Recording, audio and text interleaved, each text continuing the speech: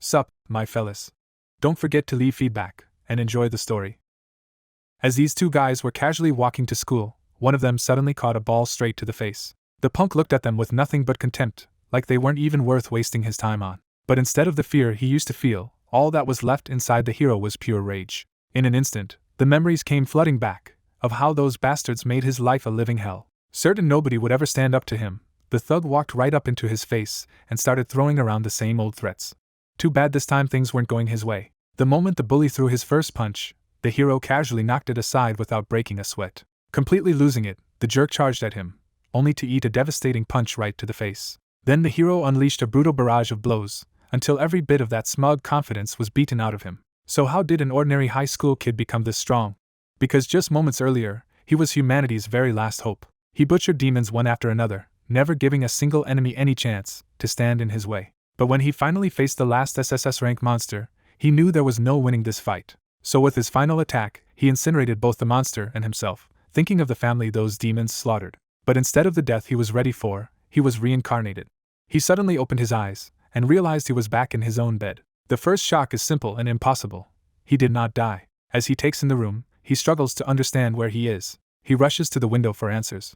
Outside, a normal campus hospital and ordinary students greet him instead of a ruined world. Seeing peaceful crowds where there should have been devastation, he realizes reality itself has changed. It takes time for him to accept that what he is seeing is real. He steadies himself and begins checking his surroundings more carefully. The truth hits him at once. He has returned to his university days, 10 years in the past.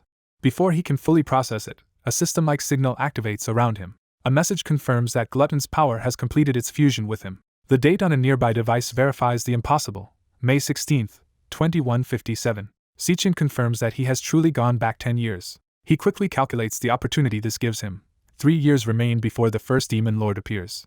That first demon lord will be Wrath, whose arrival in 2160 begins the disaster. Wrath's emergence will open the way for hellish forces to pour into the human world. Once Wrath appears, the other demon lords will follow one after another. That chain of events is what destroyed the world and took everything from Sichin. Now, back at the beginning with new power in his hands, he understands he has been given a chance to change it.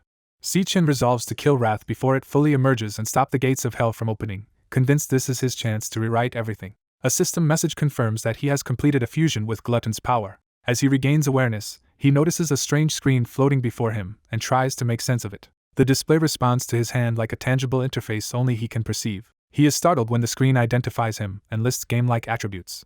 Seeing every stat fixed at 100, Sichin realizes the interface is showing his current condition. Because he never had anything like this in his previous life, he starts comparing it to the old awakening system he once knew. He recalls that awakened people normally belong to rare elemental classes, each tied to a specific combat path. At school, only a tiny fraction of students ever awakened, and the weak were easy prey for stronger classmates. That brutal hierarchy explains why he had ended up hospitalized before.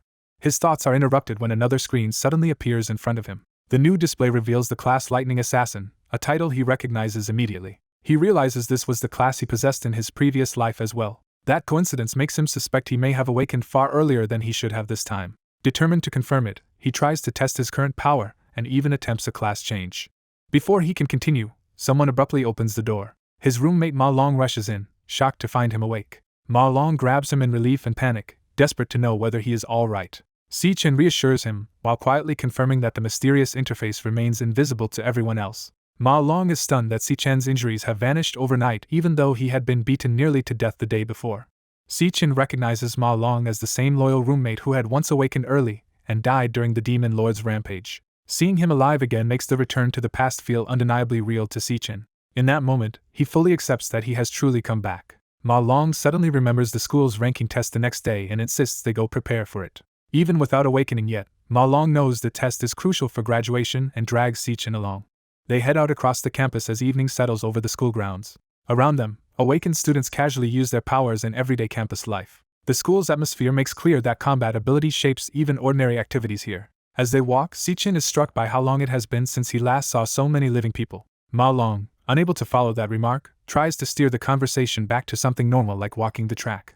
But Sichin is already thinking about the life he lost once before. He knows that if he does nothing, the same ruined future will happen again. So he decides he needs a plan immediately, and must rank up as fast as possible. From memory, he recalls that the fastest way to rise in this era is to kill monsters near dungeons, where danger and opportunity gather together. The image of a dungeon reminds him how deadly those places are, but also how essential they are for gaining strength. Looking back at his stats, he starts comparing his hidden system values to the public ranking system used for awakened people and monsters. He remembers that most students remain stuck at E rank, while only the exceptional or well-connected ever climb much higher. Even if his display still shows level 1, he suspects his real combat ability should evaluate far above that. With a glance at Ma Long, he dryly concludes that whatever his grade is, it would certainly surpass his roommates. That thought is cut short when a basketball suddenly slams into Ma Long's face. Ma Long crashes to the ground, hurt and humiliated by the cheap shot. A familiar group of upperclassmen calls out to them, making it clear the hit was no accident. Their leader greets them with mocking concern and reminds them how quickly they recovered from yesterday's beating. Ma Long immediately realizes they have run into the same bullies again and panics. Si-Chin faces the group in silence, recognizing the threat without flinching. The leader boasts to his friends that he knew Si-Chen and Ma Long could survive another round of abuse. He then demands tribute, using his status on the basketball team as an excuse to extort 2 cases of drinks from them. Terrified, Ma Long starts apologizing and offers to go buy them immediately. Si-Chen stops him, telling Ma Long the guilt belongs to the bullies, not to them. As the gang keeps watching from the steps, the confrontation hangs on the edge of escalation. A familiar bully notes that the 2 boys recovered faster than expected, making it clear he has crossed paths with them before. The bespectacled boy immediately realizes their bad luck has brought them face to face with the same tormentor again. As Si-Chen approaches, he finds the group waiting for him openly, with the bullies' allies nearby and no attempt to hide their intent. The ringleader boasts that he was right about the 2 boys being tough enough to survive repeated abuse. Seeing him stirs Si-Chen's old anger, and buried memories of past humiliation rise back to the surface. He recalls being violently forced underwater, the memory carrying the panic and helplessness of that assault. The flashback continues with the gang holding him down at a sink while laughing at his struggle. His friend had tried to stop them, but his protest only showed how powerless he was against the group.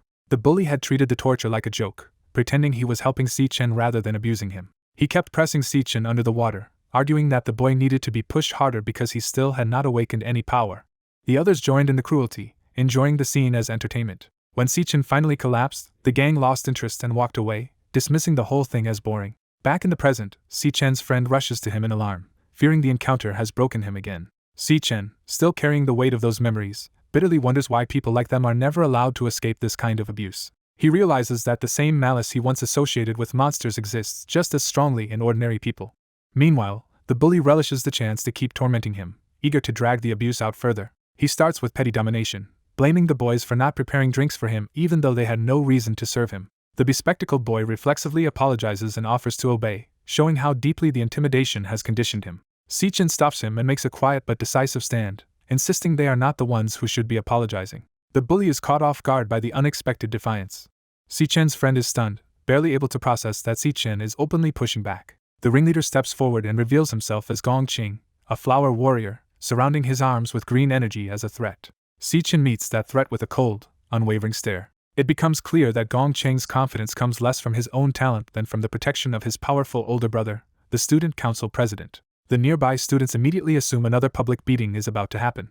As Gong Qing closes in, the crowd mocks the pair as the school's most useless students, one weak and the other still supposedly unawakened. Gong Qing looms over Si-Chen and prepares to strike, expecting no resistance. He demands to know who gave Si-Chen the nerve to speak back. Si-Chen answers with a direct warning: Gong Qing is to leave them alone from now on. Enraged, Gong Qing swings to punish him for that challenge. Instead of being hit, Si-Chen catches the attack cleanly, stopping the blow outright. The sudden block throws Gong Qing off balance and forces him backward in shock. The witnesses can hardly believe that Si-Chen just stopped Gong Qing's fist. Their disbelief deepens because Si-Chen was supposed to be unawakened, yet he is clearly standing on equal footing. Humiliated, Gong Qing lashes out verbally and prepares to crush Si-Chen with greater force. Si-Chen decides this is the right moment to test a new power and activates job switching. The switch completes, and he becomes an electric assassin, lightning gathering around him as his status changes. His friend is left reeling, realizing Si-Chen has awakened without anyone noticing. Si-Chen calmly studies the electricity in his hand, already in control of his new ability. Gong Qing responds by hardening himself in indestructible demon armor, trying to overwhelm Si-Chen with brute durability.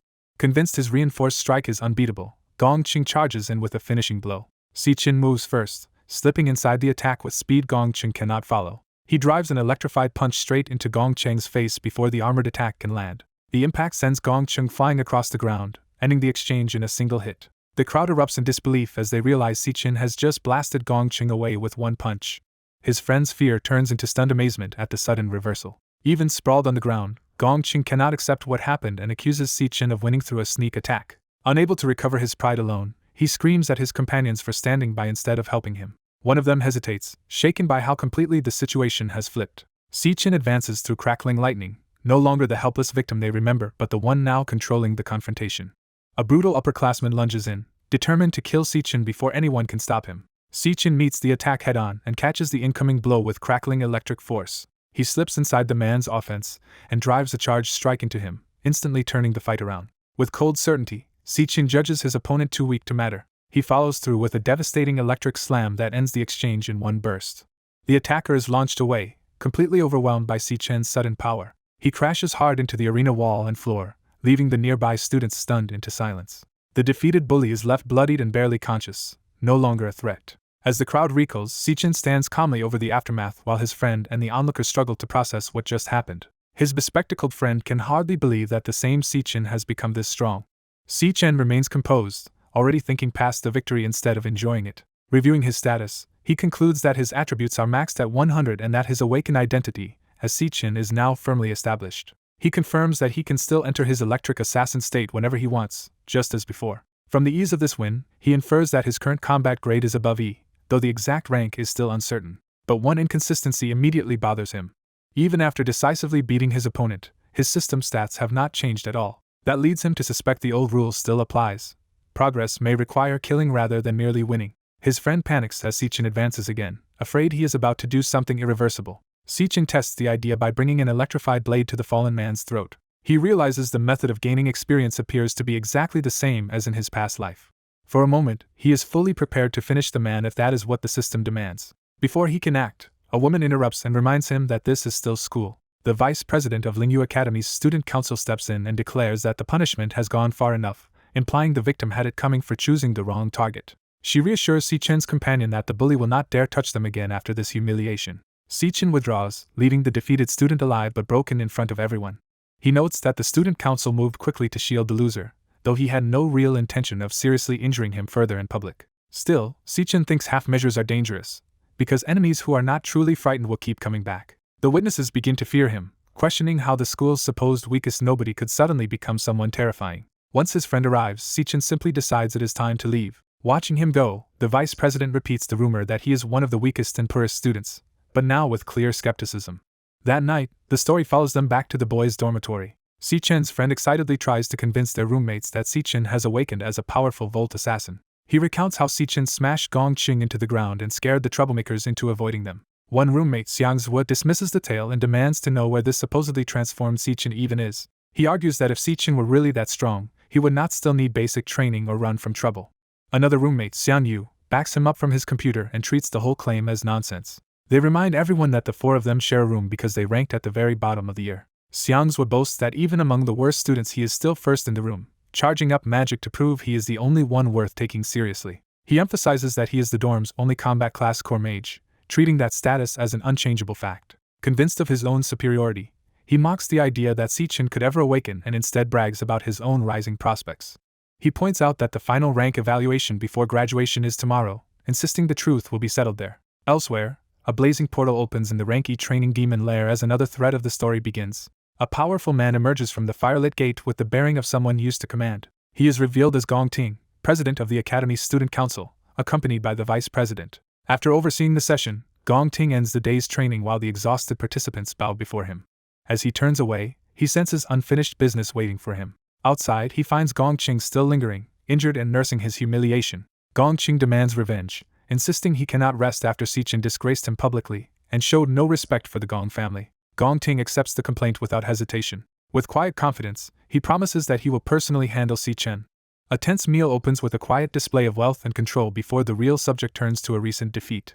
Across the table, one side dismisses the loss as simple weakness and presses for how the situation will be handled. The blonde man questions whether the opponent they are discussing is truly as dangerous as claimed. The woman reminds him that he knows the school's power structure well, and that even among the few who reached rank D, he has already gathered them under his influence. She adds that his exclusive access to demon lairs gives him an overwhelming advantage, while ordinary awakened people have no real path to grow stronger. That idea gives way to a different reality, as a lone boy runs through heavy rain, pushing himself in isolation. He trains under extreme conditions, carrying heavy weight over a long distance to force his body to improve. he reflects that physical training raises an awakened person's limits, because class power can only be fully used through a strong enough body. Even so, he knows this effort alone is nowhere near enough for what lies ahead. His thoughts return to the catastrophe of 2160, when the Demon King Wrath opened his lair to the human world and unleashed mass slaughter.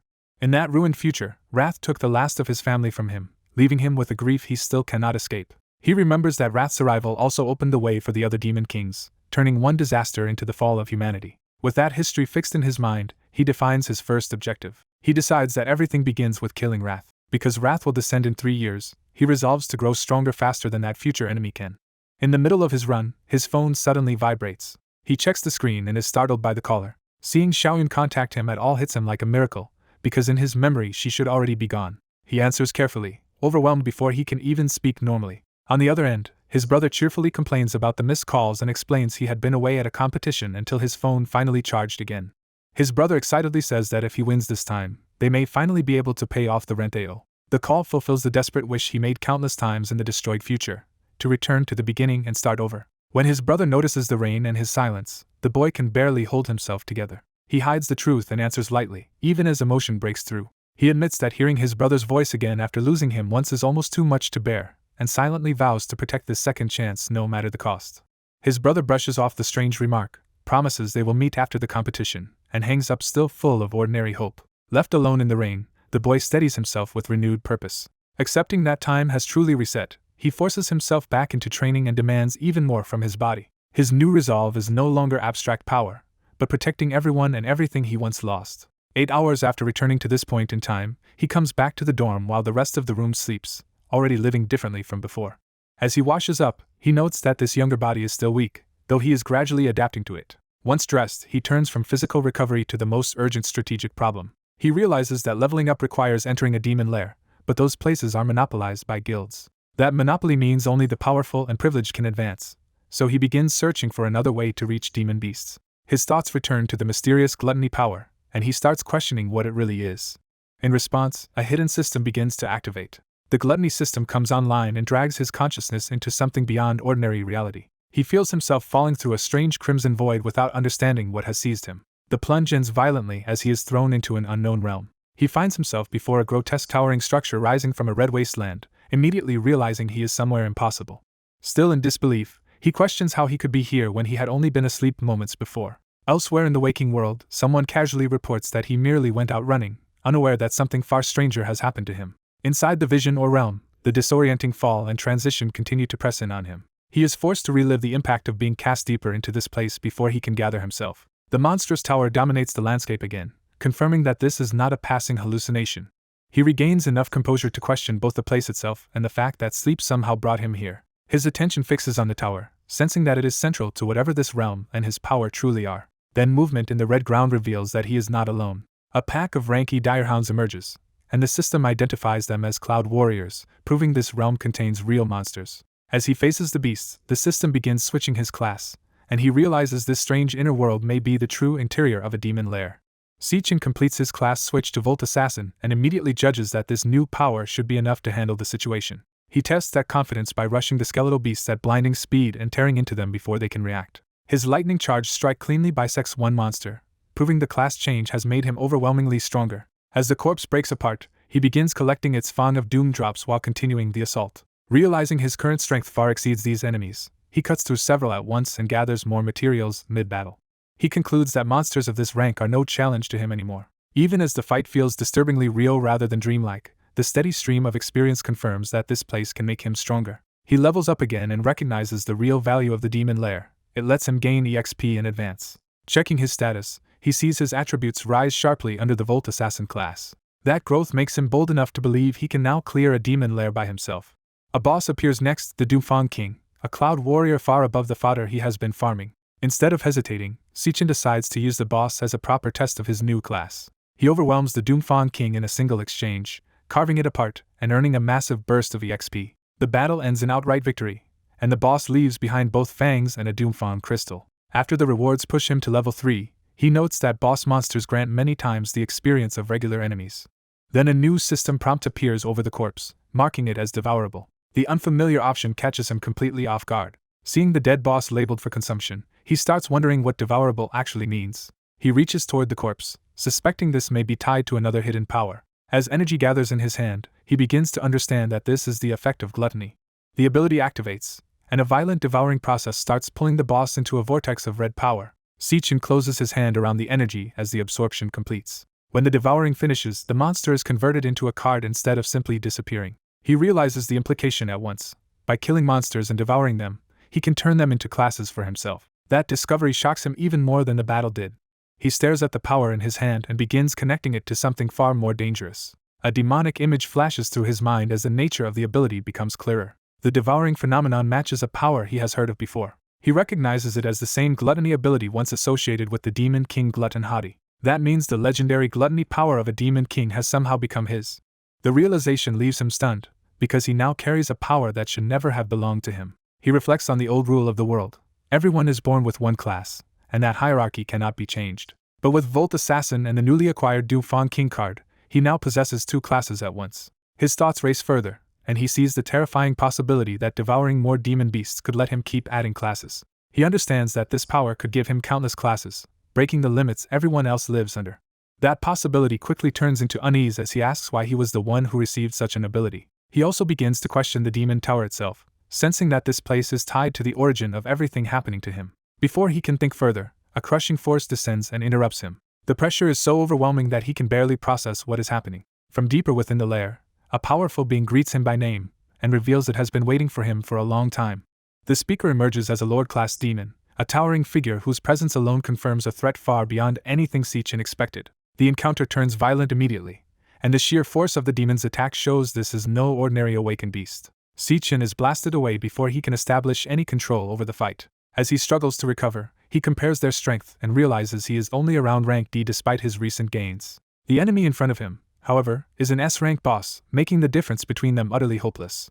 He cannot understand how a demon lair like this could contain an S-rank monster at all. What unsettles him even more is that this creature somehow knows his name. He keeps fighting and exchanges blow after blow, but every opening he creates fails to turn the battle in his favor. The Lord knocks him away again with ease, proving Sichin cannot match him head-on. Sichin finally realizes the demon is toying with him, avoiding lethal strikes while effortlessly beating him down. The hooded skeletal ruler presses him again, testing whether he is still refusing to yield. Though battered and sweating, the young man makes clear that surrender will never come easily from him. The demon offers him a bargain instead: remain here forever and become the tower's master, claiming this place as a rare chance others would beg for. He rejects the offer outright, swearing he would never choose to stay in this hell. Before he can act on that defiance, a sudden vertical strike tears into him and leaves him stunned. The blow lands so brutally that he barely has time to register the damage. His enemy reminds him that patience was never mercy. He was kept alive only because he alone could reach this place. As the distance opens between them, the demon begins drawing on the entire battlefield with surging violet power. That power erupts outward, and the demon warns that if the young man refuses the role offered to him, he will simply be destroyed. A massive floating rock forms above the field, making the threat of annihilation immediate and undeniable. Faced with death or submission, the young man steadies himself and reaches a decision. He chooses a third path, not obedience, but killing the one trying to claim him. He launches forward at full speed through the storm of falling debris and hostile energy. His lightning-charged assault crashes into the demon's attack pattern as he forces his way into close range. The demon raises his crescent blade to meet him, but the young man keeps pressing, studying every movement. In the middle of the exchange, he realizes he has already found the weakness he needs. He identifies a brief wind-up before every swing, enough time to read the angle and direction of the strike. Using that tell, he starts slipping past the blade instead of meeting it head-on. He notices a second flaw as well. After each strike, the demon leaves a short recovery gap. He understands that if he attacks during that opening, the demon will be defenseless for an instant. He commits to that plan and drives his electric blade straight for the demon's heart. The hit connects, and he bets everything on the paralysis effect, knowing raw rank alone should not let him kill an opponent this strong. The demon reacts too quickly to be finished, so the young man switches to Flash God, flooding himself with electricity to multiply his speed and create distance. Those few stolen seconds become his chance to break away and attempt an escape. While fleeing, he recalls the fight carefully and realizes the battlefield had only one true light source. He reaches for that light, hoping it is the exit from this place, but the light vanishes the moment he closes in, destroying his escape plan. The demon reveals the truth: the supposed exit was only an afterimage, because this was never a demon lair in the first place. Amused, the demon acknowledges how quickly his opponent uncovered the flaw in his attacks. Then he unveils his true form, Purgatory Rakshasa, and boasts that no one who has seen it has survived. The transformation shocks the young man into sudden recognition. That expression and presence remind him of a far more terrifying being from another life, Demon King Glutton. The resemblance hits him with full force as a dangerous memory resurfaces. He realizes he has seen this exact appearance before, on the body of Demon King Manhwa. A memory returns of his final battle in his previous life, when a creature with this same look appeared amid overwhelming destruction. He remembers the monstrous form rushing through battle with terrifying ease. In that past war, it overwhelmed multiple top-class fighters as if they were nothing. The memory continues with scenes of devastating clashes that no ordinary enemy could have survived. Among the many forms on that battlefield, one demonic shape stood out in his mind. He remembers that form clearly now, and the connection becomes impossible to ignore.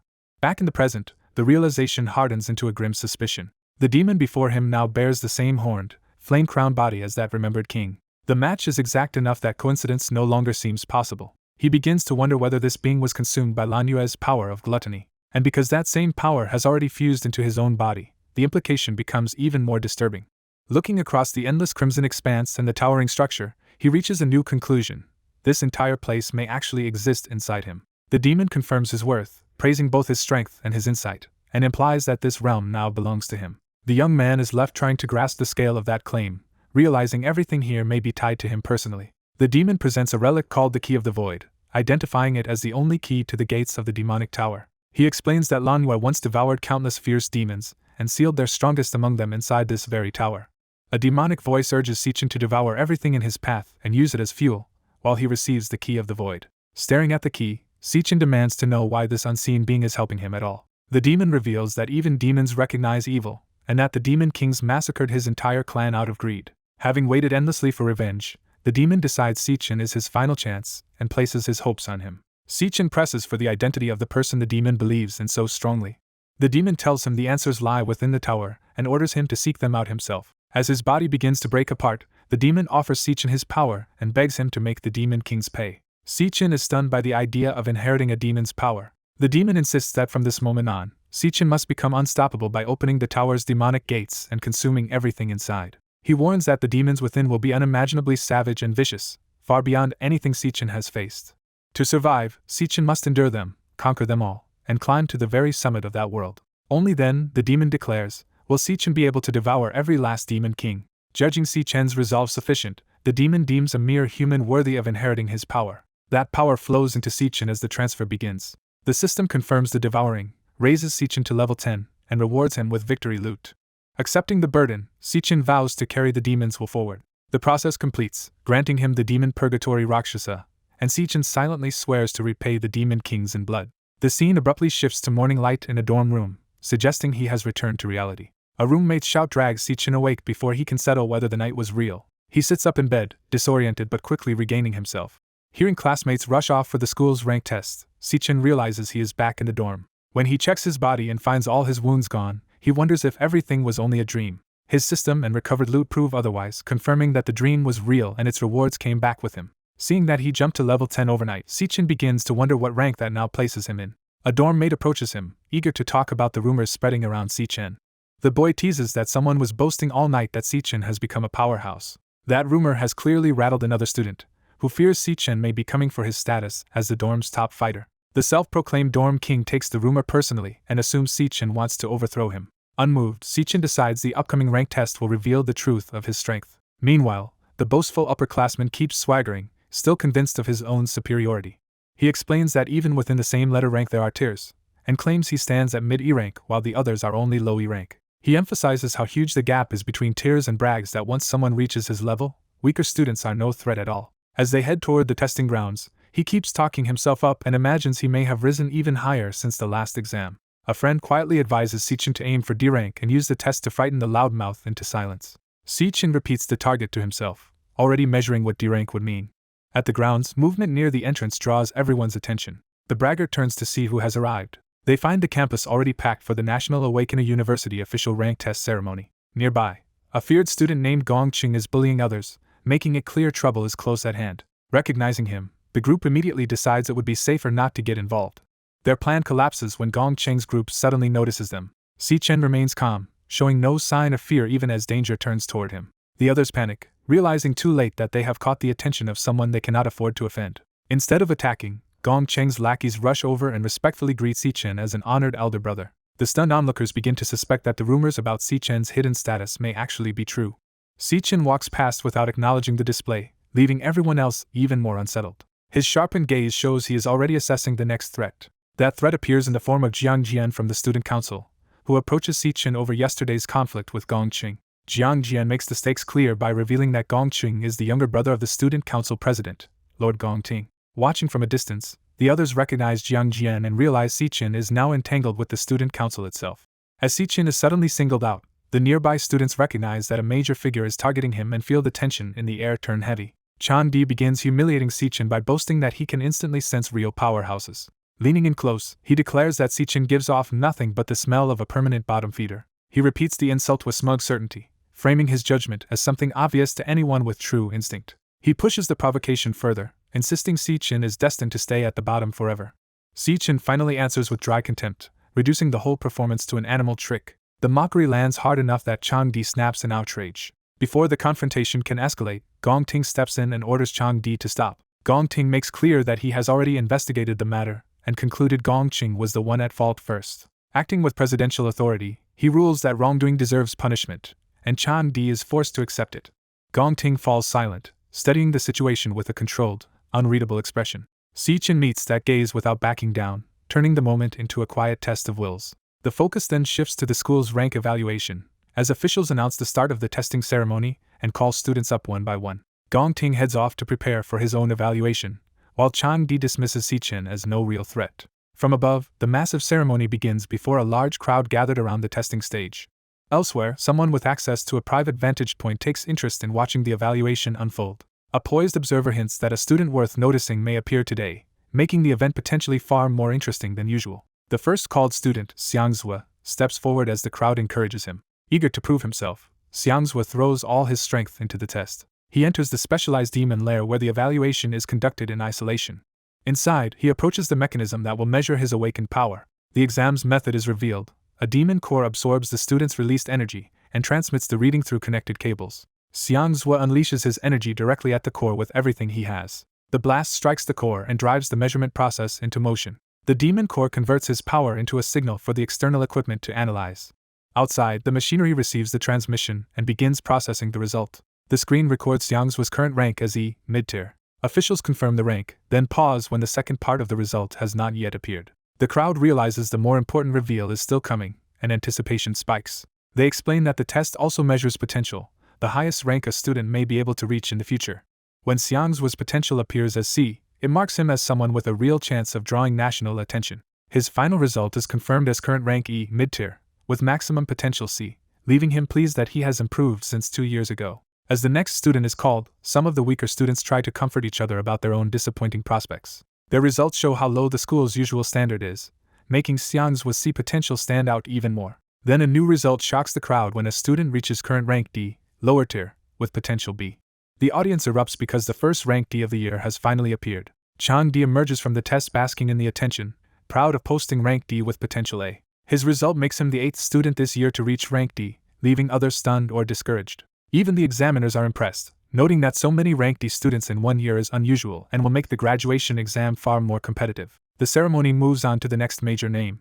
Gong Ting is called, and he steps forward with the calm confidence expected of the school's most celebrated student. The crowd immediately treats his turn as the true main event, piling on his titles and reputation. Si-chen watches in silence while everyone else is swept up in Gong Ting's prestige. Students recall that Gong Ting had already reached rank D 2 years earlier, far beyond the school's historical norm, and wonder how high he will go now. Inside the lair, the demon core activates as Gong Ting begins his test.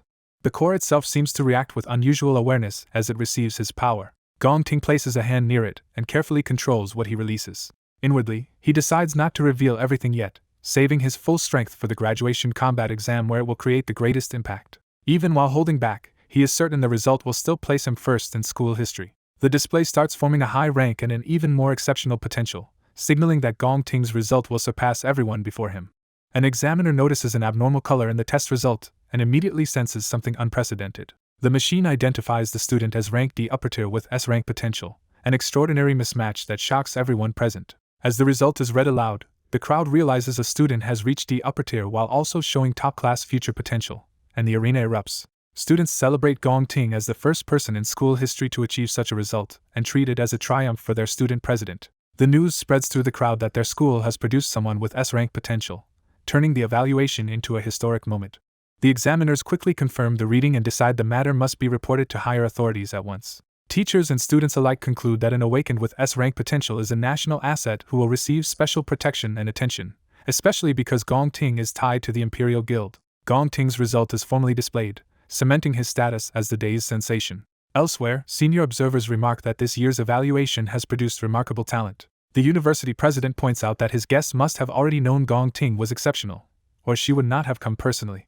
The woman corrects him and reveals Gong Ting is not the person she came to see. She makes it clear that someone interests her even more than Gong Ting. Her attention is fixed on Si Chen, whose upcoming test she is eager to witness. When Si Chen is called forward for rank evaluation, the focus of the story quietly shifts to him. A hostile classmate mocks Si Chen and demands that he at least bring some honor to their dorm. The taunting escalates as the bully predicts Si Chen will score even lower than rank E and make their entire dorm a laughingstock. Other weak-ranked students are lumped together with Si Chen and dismissed as dead weight who will only embarrass themselves later. Si Chen's bespectacled friend pushes back, insisting the mockers are underestimating him. Si Chen enters the testing chamber while the display waits to determine his rank and potential. Even the onlookers begin wondering whether Si Chen can produce anything meaningful. Inside the chamber, the test links him to a strange core-like organism, suggesting the process is probing something deeper than ordinary strength. That hidden entity reacts as if awakened by his presence, hinting that Si Chen carries a dangerous anomaly. Si Chen reaches toward the system with calm control, showing none of the fear expected from someone in his position. The narration explains that for awakened students, this evaluation is not just a ranking but the gateway to joining stronger guilds and securing their future. It further establishes that the graduation combat exam allows teams to form freely, making rank a decisive factor in who gets chosen and who gets abandoned. The stakes rise again with the revelation that the winning team will be recruited directly by the nation's top-tier Imperial Guild. Because of that, the current evaluation is really the first battle in deciding who will control the strongest team. One ambitious student, Yan Lin, is already being courted to lead a complete 10-person squad built entirely from this year's Rank E students, with plans to add Gong Qing later. His supporters flatter him as the likely final MVP, convinced that the strongest naturally gather around the strongest leader. By contrast, weaker students like Si Chen's group are treated as disposable, reinforcing the brutal rule that the weak are excluded. As time passes with no visible result, Si Chen's friend grows anxious that he has been inside too long. The empty display only deepens the unease, because the machine still shows no movement at all. Many students decide the test is effectively over and start mocking Si Chen as too weak to even register a rank. Confident that no one else matters, Yan Lin's side urges him to stop waiting and move on, certain the remaining candidates are worthless. Yan Lin accepts that assumption and prepares to gather his team, believing the selection phase is already his to control. At that moment, the dormant display suddenly begins to react. The board reveals Si Chen's first result as rank D upper tier, instantly overturning the crowd's contempt. His neglected friends are left stunned as the impossible result sinks in. The friend who defended him explodes with vindication, thrilled that Si Chen has proven everyone wrong. Yan Lin and his followers are caught off guard, their confidence shaken by a result they never considered possible. Inside the system, however, a warning appears. The test has detected an unstable demon core, meaning the rank D result may be inaccurate and requires retesting. Si Chen realizes the machine is only measuring his ordinary body without accounting for his class-switching ability, which explains the limited result. He deliberately activates a class switch in the middle of the test to force the system to reassess him. After changing into a weaker class form, he prepares to test again from a different baseline. Outside, the display glitches and begins recalculating his rank in real time. The recalculation upgrades Si Chen from D upper tier to C mid tier, proving his true evaluation is still climbing. The spectators panic as they realize Si Chen's rank has risen again instead of settling. Yan Lin can only call the result absurd, but his disbelief now sounds more like fear that his position is being threatened. Even the examiners are rattled, admitting they have never seen a rank change like this and suspect a system malfunction. The system repeats its warning that Si Chen's demon core remains unstable and that the test results may still be unreliable, leaving the full truth unresolved. Si Chen forces a class change, convinced his other two classes should rank even higher than Si. The switch finishes and he unveils a new level 10 class, Purgatory Rakshasa, eager to test its power. Its status reveals a Star Warrior class built around reclaiming bones, stealing strength from nearby corpses, and manipulating gravity in multiple modes. The testing staff can barely process what they are seeing as the result shocks them speechless. Before anyone can recover, the testing system begins reacting violently to his power. A massive vortex opens overhead, turning the evaluation into a dangerous spectacle. Students stare upward in confusion as the phenomenon spirals out of control. The crowd quickly realizes this is no ordinary test and starts treating the moment as historic. The measuring display struggles to render the result at all. It first identifies his potential at the S level. That alone horrifies the examiners, who realize another S-rank talent may have appeared. Even Gong Ting is caught off guard by the implication. But the reading does not stabilize, and the machine issues a warning instead. The warning escalates into a full system error as the value keeps climbing. The device finally admits Xichen's potential exceeds its maximum detectable limit. The staff panic as the impossible result breaks their composure. The overloaded apparatus detonates, tearing apart the testing room. Realizing the demon core has overloaded, the examiners rush to check whether Xichen survived. Inside the ruined chamber, they call out to him, while the damaged machinery still crackles around him. When they find him standing unharmed, their alarm turns into stunned disbelief. They discover the real casualty is the demon core itself, which has been drained to death. Unable to understand it, they wonder if repeated use wore the core out, while Xichen keeps quiet. He privately realizes he simply overwhelmed the core with too much force, though the accident brought him an unexpected gain. His gluttony power finishes devouring the demon core and grants him an A-rank exquisite demon core ability that can assess nearby power ranks and warn of threats. As the wrecked room settles, Xichen stands alone at the center of the damage with his new power in hand. He activates the exquisite demon core and immediately feels its effect through his eyes. Now able to read ranks around him, he casually notes the levels of the surrounding students. He tests the new vision further, calmly scanning the crowd. Through it, he confirms Gong Ting is only rank C mid-tier and had been concealing his true strength. Outside, the staff announce that the demon core has suddenly failed and the day's evaluation must be suspended. They add that Xichen's test result may have been a machine error, promise a report to higher authorities, and postpone the remaining exams until tomorrow. Xichen's friends reject the official excuse, celebrate him as a genius, and try to drag him back to the dorm to celebrate. A jealous student refuses to believe Xichen could have reached rank C, let alone shown S-rank potential, and blames faulty equipment. He confronts Xichen for breaking the demon core and accuses him of wasting everyone's time. Xichen's patience runs out as he considers silencing the pest by force.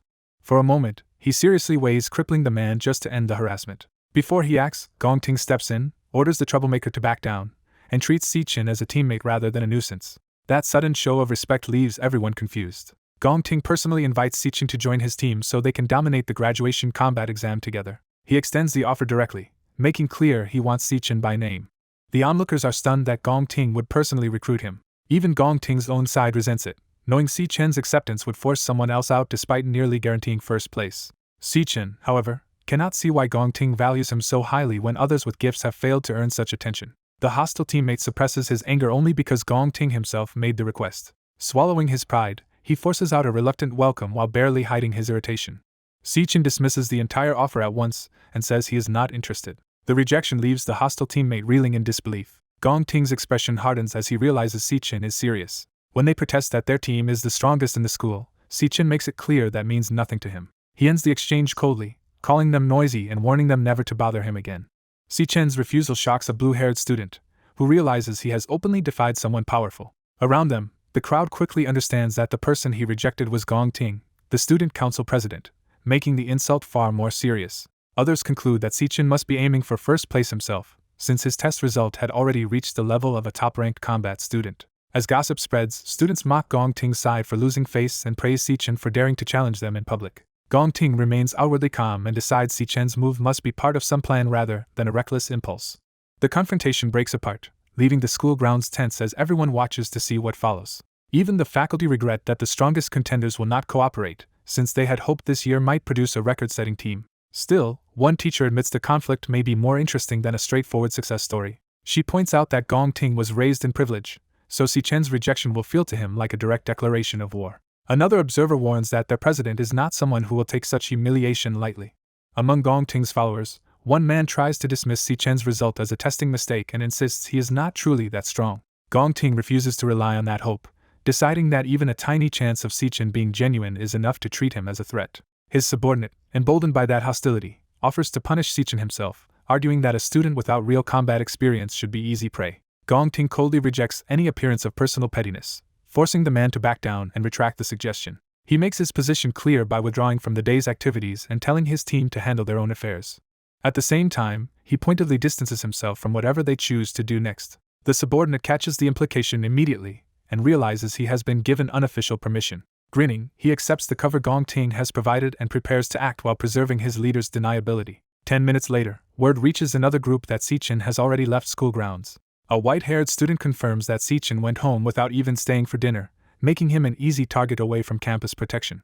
That news feels like perfect luck to the blue-haired thug, who sees a chance to move against Sichin off campus. He becomes openly excited, convinced that outside school rules he can finally go after him. Meanwhile, Sichin walks alone, thinking that if his enemy really intends revenge, this is the best opportunity they could ask for. He leaves the campus area and heads into the city, seemingly unbothered by the danger trailing behind him. As he walks, he reflects on his previous life, when an elite guild team entered a demon lair near the Sacred He Kingdom's border and met an unprecedented demon.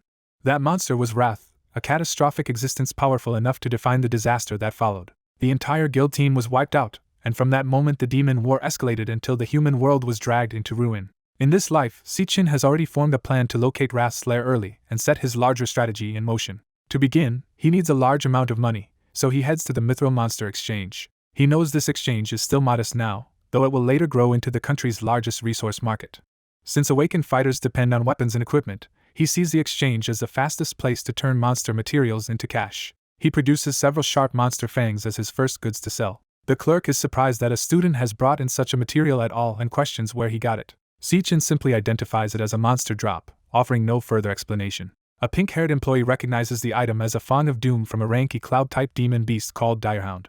The staff explain that such fangs can be crafted into ranky weapons or ground into powder, but the senior clerk cuts the lesson short and dismisses the item as low value. He complains that the exchange usually serves prestigious awakened customers and that he deals in much higher-grade goods than this. Privately, he resents his stagnant career and the lack of wealthy high-level clients who could help him advance. Seeing no profit in Sichin, he decides to push the tedious work onto the new employee instead. He hands the transaction over to Lily with fake encouragement, leaving her to process the sale. She politely completes the paperwork and gives Sichin his payment while asking whether he has anything else to sell. The listed price is 18,000, and Sichin notes that the amount is enough to cover his rent for the time being. Rather than leave, he immediately brings out another item. This time he reveals a massive purple greatsword with an ominous aura, making it clear he has come with something far more valuable. Lily is stunned by the weapon's appearance, and can tell at once that it is no ordinary piece. The more she studies it, the more convinced she becomes that it is at least rank B and possibly even rank A. The senior clerk angrily rejects that estimate, insisting rank A weapons are worth nearly $1 million and far beyond anything a purse student should possess. Before he can dismiss it, a newly arrived superior calmly states that the sword is certainly neither rank B nor rank A, stopping everyone in place. The clerk instantly flatters his boss and starts to repeat his prejudice that a student could not possibly own anything truly exceptional. But the superior overturns that assumption by identifying the blade as equipment from the land of Purgatory, specifically a rank S weapon. The mention of an S-rank item shocks everyone present and instantly changes the stakes. The guild representative hurriedly seizes the opportunity to secure the customer before anyone else can. Qingji personally welcomes the young man with sudden deference, recognizing him as someone worth courting. He escorts him to a private room and promises full accommodation, making clear the guild wants this deal badly. The young man quietly confirms he has finally found Qingji. The guild boss is identified as Qingji of the Mithril Guild, the exact person the visitor came to meet. Once they settle in, the negotiation begins in a far more controlled setting. Qingji asks how much the young man wants for the weapon he brought in. Instead of naming its true value, the young man asks for only 1 million. Qingji is caught off guard because the price is absurdly low for an S-rank weapon. He explains that even far weaker gear sells for millions, and this weapon could command tens of millions or more. The young man reveals he is not selling it outright but using it as collateral for a 1 million loan he intends to repay in a month. Qingji immediately realizes this is far too calculated a move for an ordinary student. As he studies the young man, he starts questioning who this seemingly ordinary university student really is. The borrower sweetens the offer by promising full repayment in 1 month plus 10% interest the month after. Qingji clears the room, deciding this conversation deserves privacy. Left alone with him, Qingji pauses and begins testing the logic behind the request. He identifies the young man as a student at National Awakener University and notes that graduation is near. Qingji connects the timing to the upcoming graduation exam, whose first place prize is exactly 1 million. He presses further, confident he has understood the young man's plan. Qingji concludes that the borrower expects to win first place and use the prize money to clear the debt. He also infers the need is urgent enough that the young man is risking a rare S-rank weapon because he has no better option. Having confirmed both the desperation and the confidence behind the request, Qingji changes his approach. Rather than exploit the situation, he offers 1.5 million immediately with no interest for a month. He frames the improved terms as the beginning of a long-term relationship rather than a one-time transaction.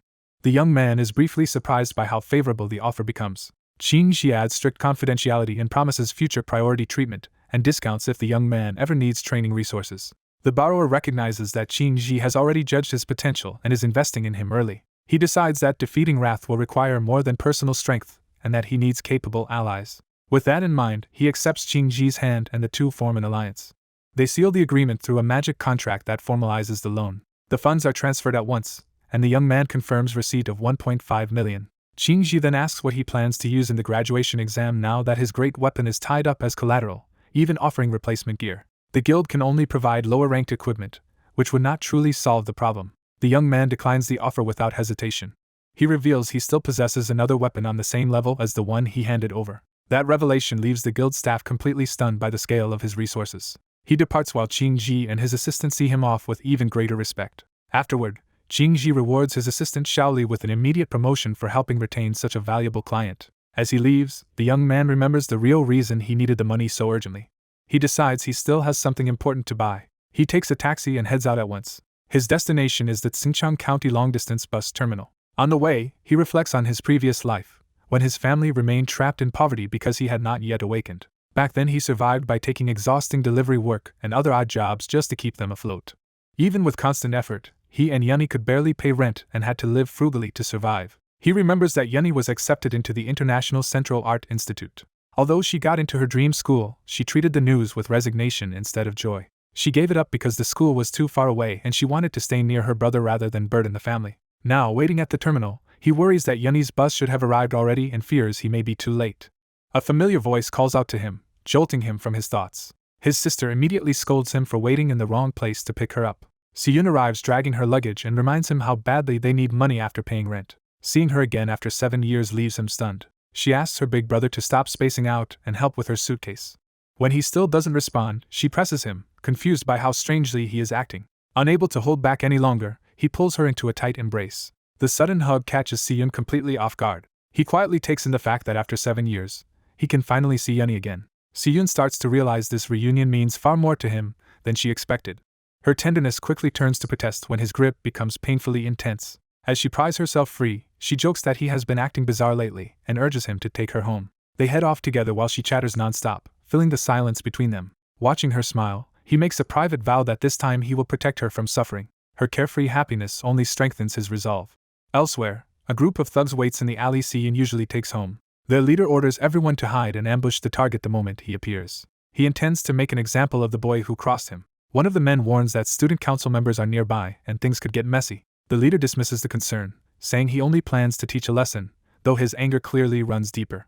Before the gang can act, the young man appears behind them and coldly warns them to stop bothering him. The thugs keep talking about crippling him before graduation, unaware he is already within earshot. Their boss, Chan Di of Cloud Assassin, boasts about his status and promises to crush a mere D-rank nobody. Meanwhile, the siblings continue down the alley toward the trap. Siyun studies him and points out that he has seemed unusually off for days, wondering if graduation stress is getting to him.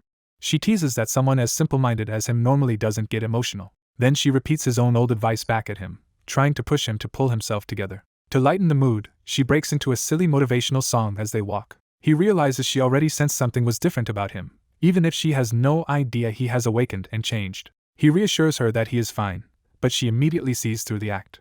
Deciding his denial is just male pride, she mocks him for getting old. From the shadows, the waiting gang spots the siblings entering the alley. One thug alerts the boss that the target has a girl with him. Instead of hesitating, the gang takes it as perfect luck because the alley has no cameras. He senses danger at once, and his expression hardens. Recognizing the scent of student council enforcers nearby, he understands exactly who is lying in wait. The ambushers bristle at the thought that their enemies dared come onto their turf. Without warning, he opens an earbud case. He gently places an earbud in Si-Yun's ear while she is still sipping her drink. He tells her he has been obsessed with one song lately and wants her to listen to it. Si-Yun relaxes into the music and starts reading his mood through the song instead of his words. As she listens, he quietly steps away, leaving her just outside the coming violence. His aura sharpens and his awakened power begins to surface as he turns to face the threat. The gang advances in force, with Chan Di flaunting his superiority over the low-ranked target. Si-Yun remains absorbed in the song, unaware that the lyrics are carrying her through the moment he is about to stain with blood. The thugs charge down the alley toward him with weapons raised. As they rush him, he remembers that in his previous life he lost his last family in the year 2160, and only after being reborn could he return to his sister. That memory ignites his fury, because this reunion is the first time he has ever gotten his family back. Enraged that anyone would dare ruin this moment, he launches himself at the attackers in a burst of lightning-fast force. He opens the fight by smashing straight through the first thug with overwhelming speed and power. A young man with crackling power tears through a street fight so fast that one attacker is already sent flying before anyone can react. As a mournful song plays, the focus shifts to a black-haired girl whose loneliness seems tied to him. The fighter locks onto the threat ahead and surges forward, his body charged with violent energy. One of the masked thugs realizes too late that he is facing something far beyond an ordinary opponent. The young man crashes into the group and drops multiple enemies in a single rush, overwhelming them with brutal speed.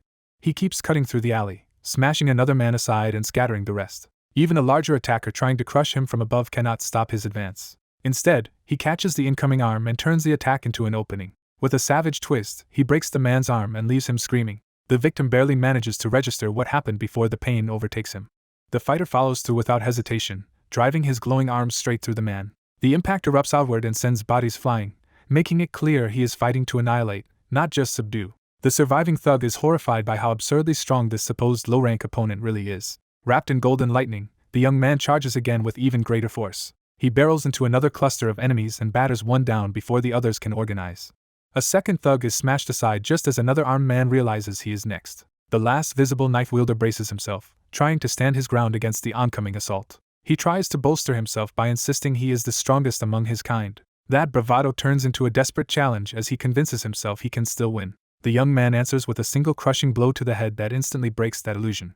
The attacker is launched away like debris, completely outmatched. The victor stays on him and drives forward again before he can recover. Another devastating strike lands flush, folding the man under the force. He continues the beating in mid-motion, treating the fight as a merciless execution. The battered thug is hurled high and far, helpless in the air. He slams into the ground hard enough to crater the street. From the darkness of the dust and wreckage, the victor's gaze narrows with inhuman intensity. His red eyes emerge first, making him seem more like a monster than a person. Standing over the broken man, he reminds him that he had already been warned never to come near him again. He demands to know what part of that warning was not understood. The thug, barely conscious and full of regret, realizes this terrifying strength was never a bluff and tries to apologize. The young man silences him by jamming a knife to his mouth and makes it clear that any sound could get him killed. Looking into those eyes, the thug finally understands that the threat is completely real. To him, the young man now looks like someone forged by unbearable suffering and driven past mercy. The warning becomes more deliberate as he orders the thug to remember every word that follows. He declares that he does not care what happens to these men, but if they ever bother him again or try to harm his sister, he will come for them. He promises to erase them one by one without hesitation if they cross that line. Then he forces the broken man to acknowledge the message. The thug can only tremble and cry, too terrified to resist. Satisfied that the threat has landed, the young man turns away and leaves the survivor trapped in fear and rubble.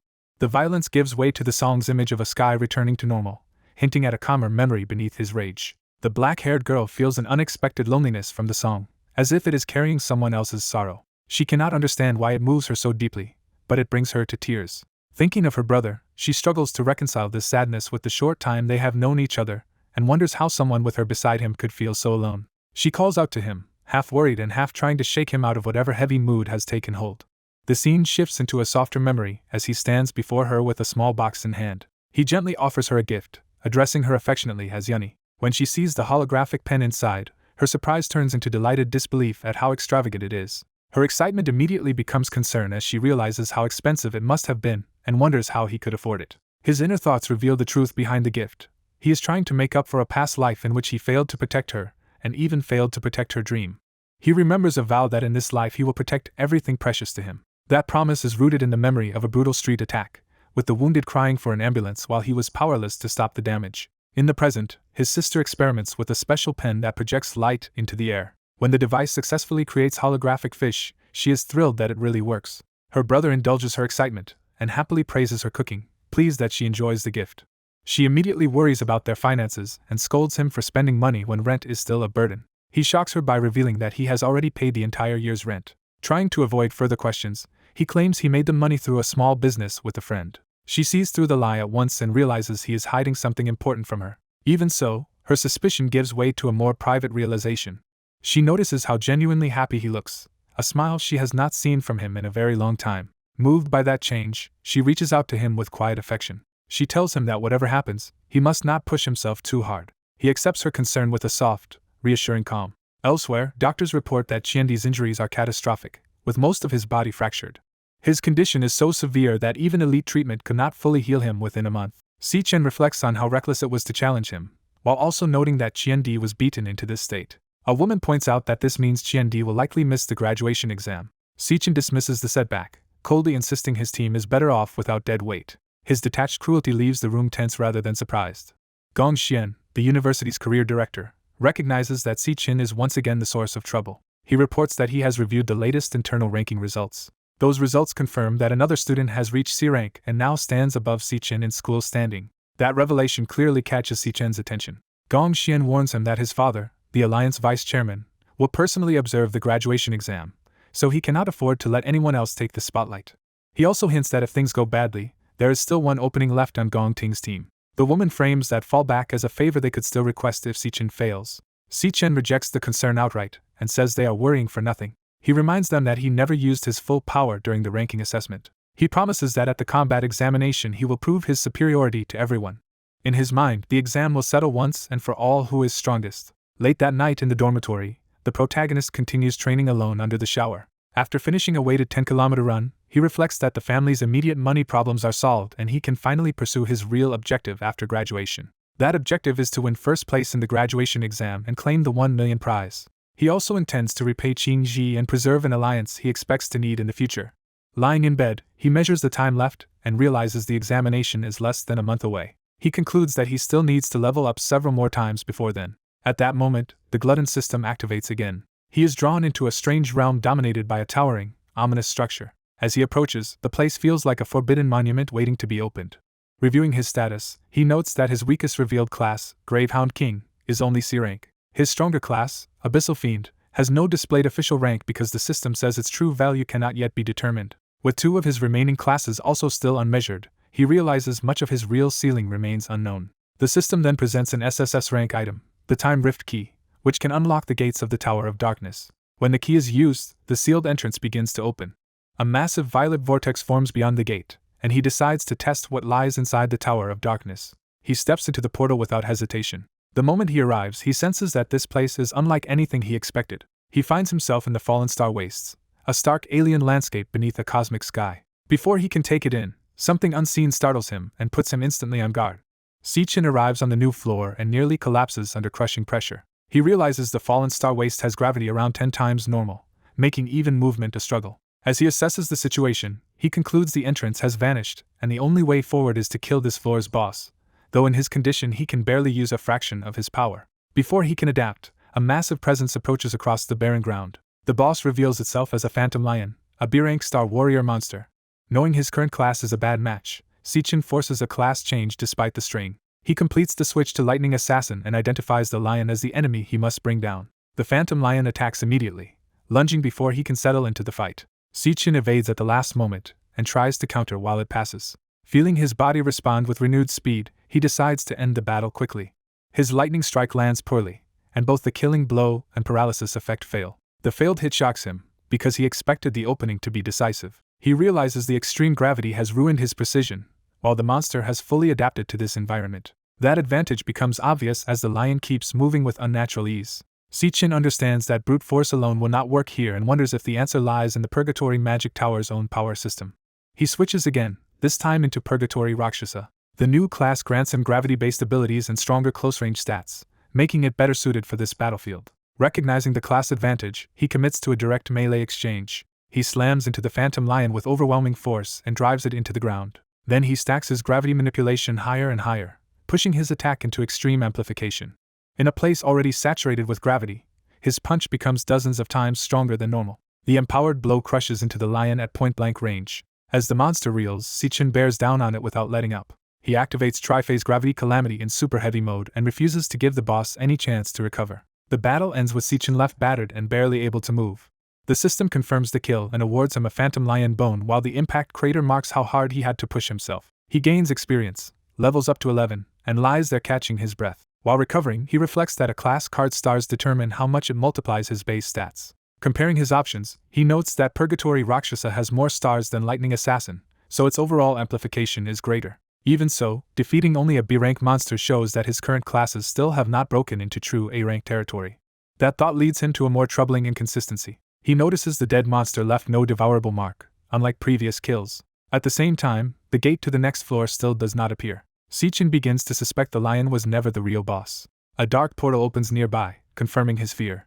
Within it, multiple glowing eyes stare back from the darkness. He realizes the true Lord of the Floor has not shown itself yet. The truth becomes clear when several phantom lions emerge at once, proving the one he killed was only a minor creature. Before he can recover, the pack descends on him. They tear into him from all sides, and he finally understands the real meaning of the Rakshasa path.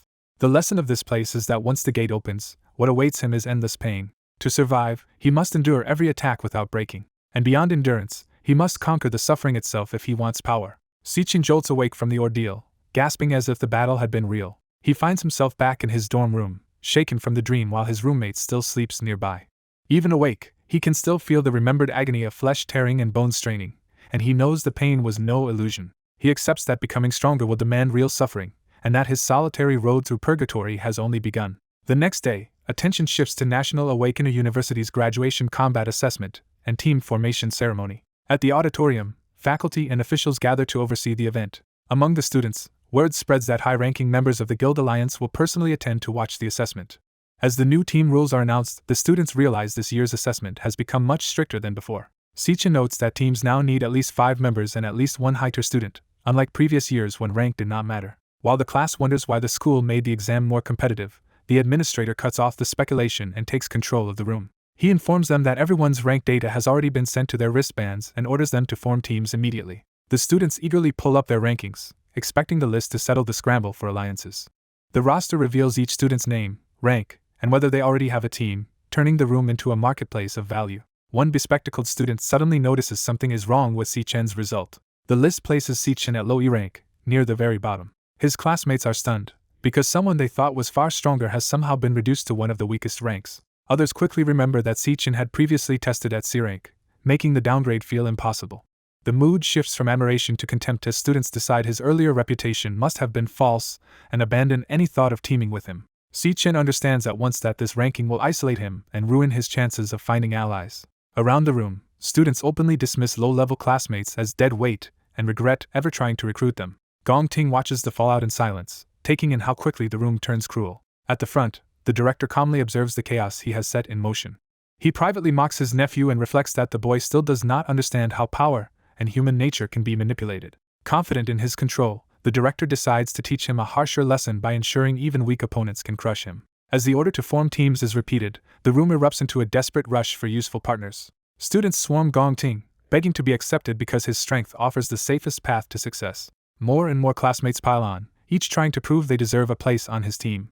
The crowd becomes so unruly that someone has to shout them down and remind everyone that only one slot remains. Half an hour later, most groups have locked in their members and confirmed their teams. Celebration spreads through the room as successful teams rally themselves, while one small cluster remains left out. Sichen's dorm mates report that no matter how many people they ask, nobody is willing to join them. With only 4 people, they realize they may not even qualify to take the graduation exam. One of them points out that Sichen being ranked dead last makes the whole situation feel deliberately suspicious. Sichen pieces it together. Because a team needs 5 members and 1 high-tier student, someone is likely targeting their dorm specifically. He reminds them that the graduation battle exam is everyone's only real chance to display their ability and secure a future career. He explains that the final exam scales the number of monsters to the number of team members, so team size alone does not guarantee an advantage. In other words, adding more people increases both strength and burden, so weak members can still drag a team down. That is why even powerful leaders like Gong Ting avoid low-rank students, leaving Sichen's group with almost no appeal. The problem is even worse because the school's 3 lowest E-rank students all come from their dorm, making them toxic to recruit. Just as their prospects seem hopeless, someone calls out to Xiangzhua. Another team tries to poach him by warning that staying with 3 low E-ranks could cost him his chance to graduate. Sichin realizes that if this continues, the 3 weakest among them will simply be abandoned by everyone else. That would leave them disqualified before the exam even begins. Xiangzhua hesitates, apologizing as if he might give in to the pressure. Instead, he refuses to betray his dorm mates and chooses loyalty over a safer team. The recruiters lash out, insulting him as worthless filler and resenting his refusal. Meanwhile, the roster keeps updating, and more empty slots disappear as the last viable teams are completed. Their bespectacled friend panics when he sees that almost everyone already has a team and only a few high-tier students remain unclaimed. Sichin turns toward the front, his attention settling on the person truly responsible. He identifies the director of career services, Gong Xian, and realizes the shared surname means he is probably related to Gong Ting. Sichin concludes that Gong Xian altered his rank from C rank to low E rank to isolate him, likely as a warning tied to Gong Ting's interests. Rather than accept being shut out, Si-chin resolves that he will take the graduation exam no matter what.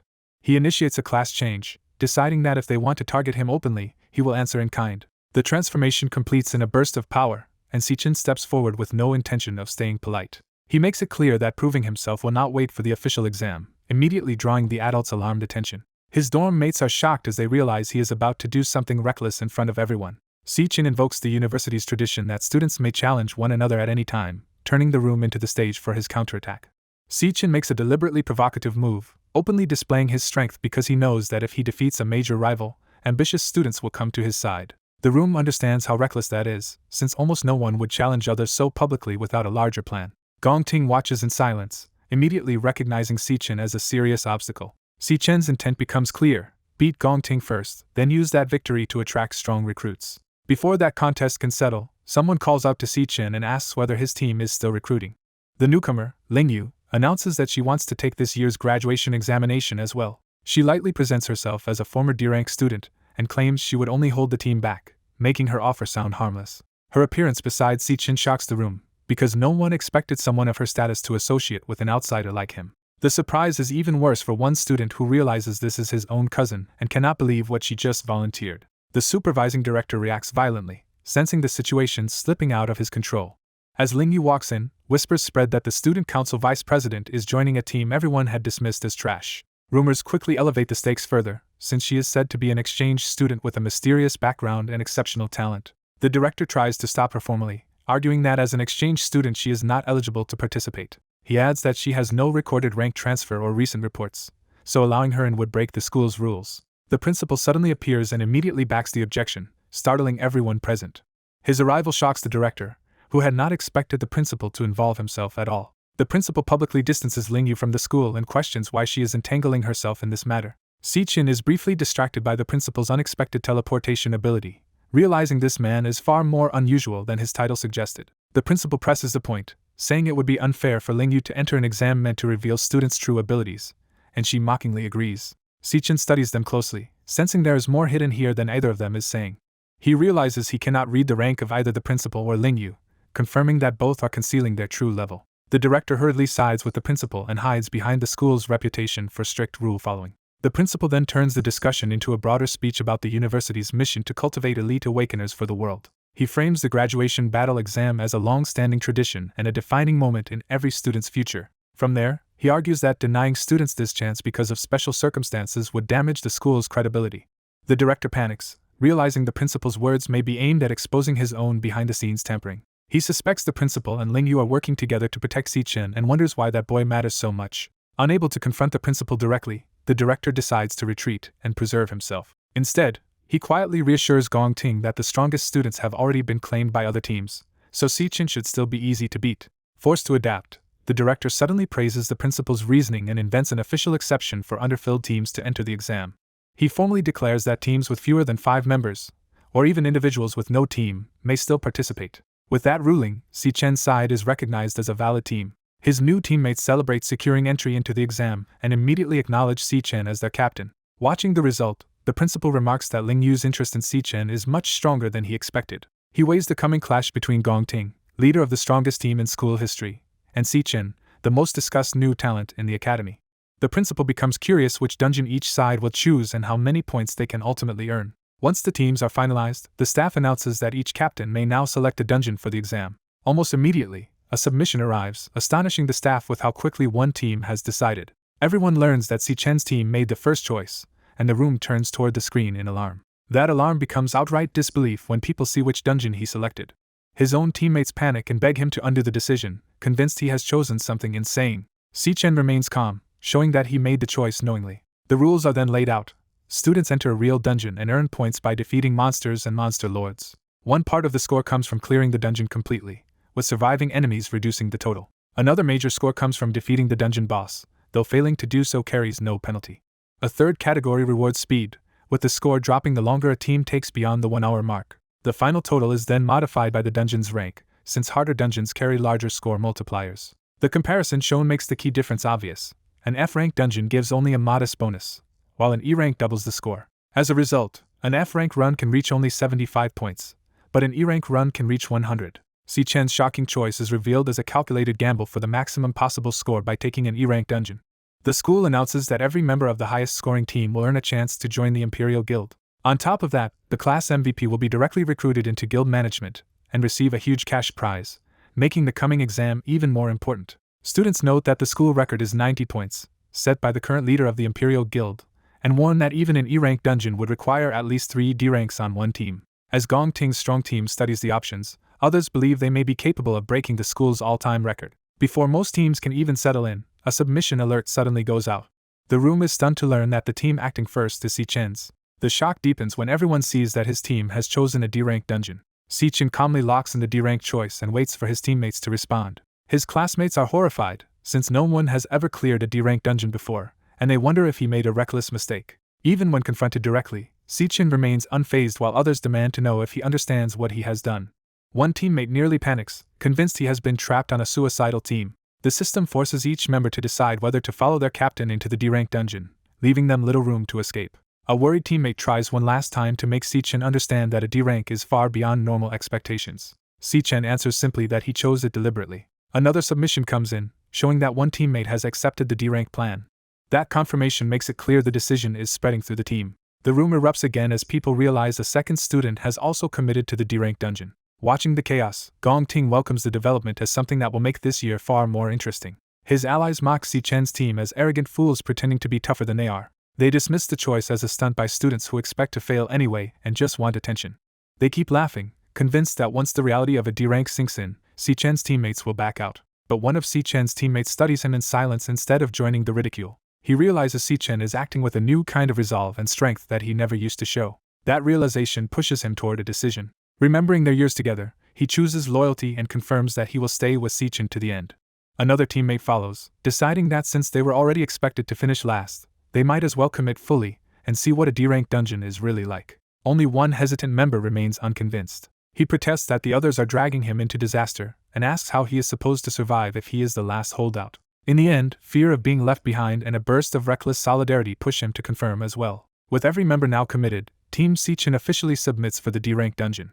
Facing his teammates, Si Chen finally addresses them directly. He apologizes and admits that he chose the D-rank because he wants to claim the MVP title. That confession makes clear he knowingly forced all of them into his personal gamble. But instead of backing down, he asks them to chase the top score with him. His declaration draws an immediate challenge from Gong Ting, who openly claims the MVP for himself. Si Chen turns to face the threat without flinching. Gong Ting makes their rivalry explicit, declaring that only one student can stand as the strongest in the school. Even observers notice that Gong Ting is showing a level of seriousness towards Si Chen that he never revealed before. Everyone understands that the long-buried conflict between those two has finally surfaced in public. An older observer praises the student's boldness and ambition.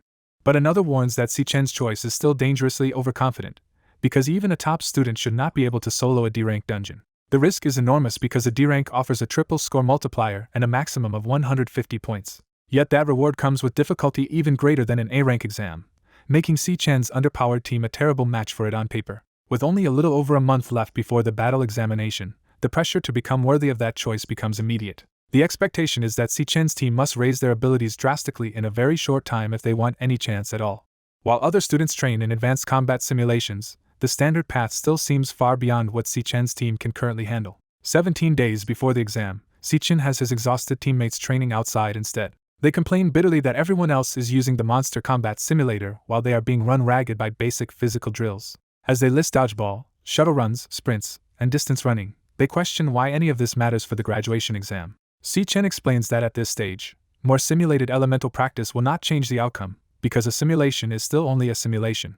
A student reflects that when real danger suddenly appears in an unfamiliar dungeon, survival depends less on theory than on instinct. He imagines facing a monstrous predator and realizes that in the final moment, only raw battle instinct can keep someone alive. Their current training is therefore focused on building the body and sharpening reflexes so those instincts can emerge under pressure. He argues that school simulations barely matter compared with the experience gained by fighting inside a real dungeon. But he also points out the unfair reality that ordinary students are shut out of real dungeons, which are reserved for the privileged from the start. In his mind, that inequality becomes a violent divide between those allowed to grow stronger and everyone else left behind. He explains that the powerful keep training within controlled dungeons to widen the gap and preserve their dominance over outsiders. From birth, those elites have lived with advantages others can only chase. To him, They already possess the strength and opportunity that ordinary people spend their lives trying to reach. One of his friends, frustrated by that system, demands to know what people like them can possibly do about it.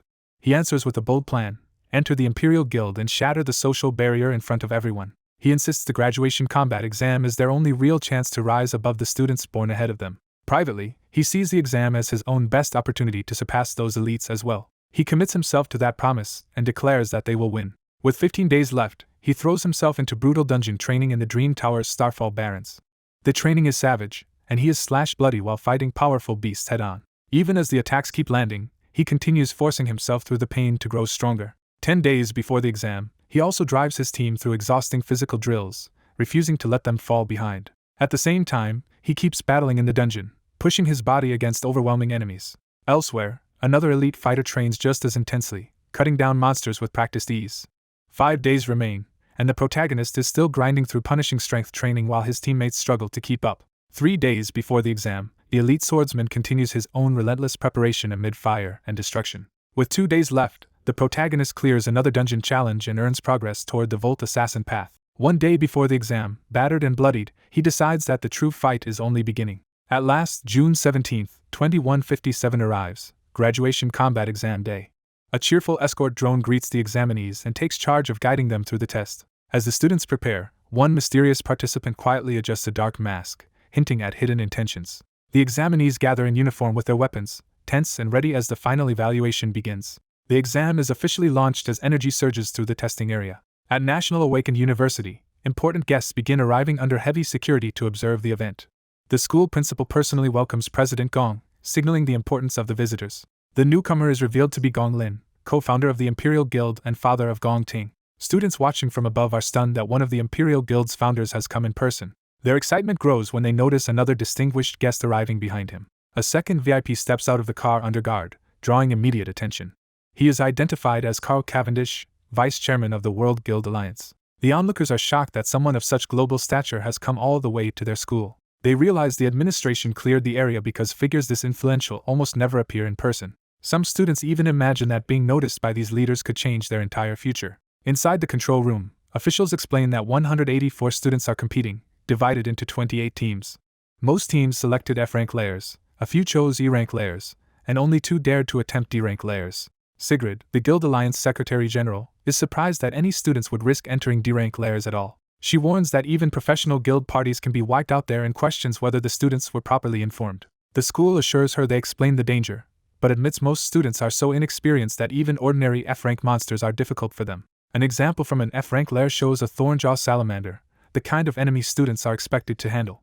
Even that supposedly manageable threat can overwhelm unprepared students, proving how dangerous the exam already is at the lowest level. The officials then stress that E-rank lairs are on an entirely different level, showing frightened students trapped inside one.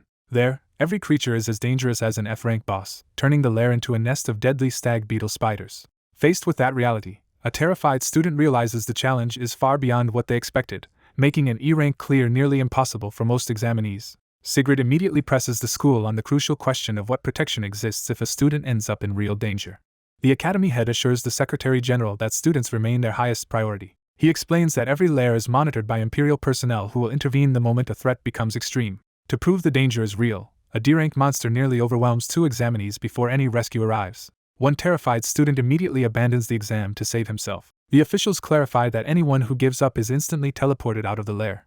Even so, they note that some teams have entered harder D-rank zones, and the observers become curious about this school's talent. The headmaster's confidence turns cold as he admits he wants to see how long those students can endure. Watching a live feed of a snowy lair, he assumes the children will soon lose their nerve. At the summit of a high-risk cloud forest lair, one team presses deeper into the blizzard. They encounter their target, a ghost bat monkey, a fast D-rank assassin that looks far more unsettling than expected.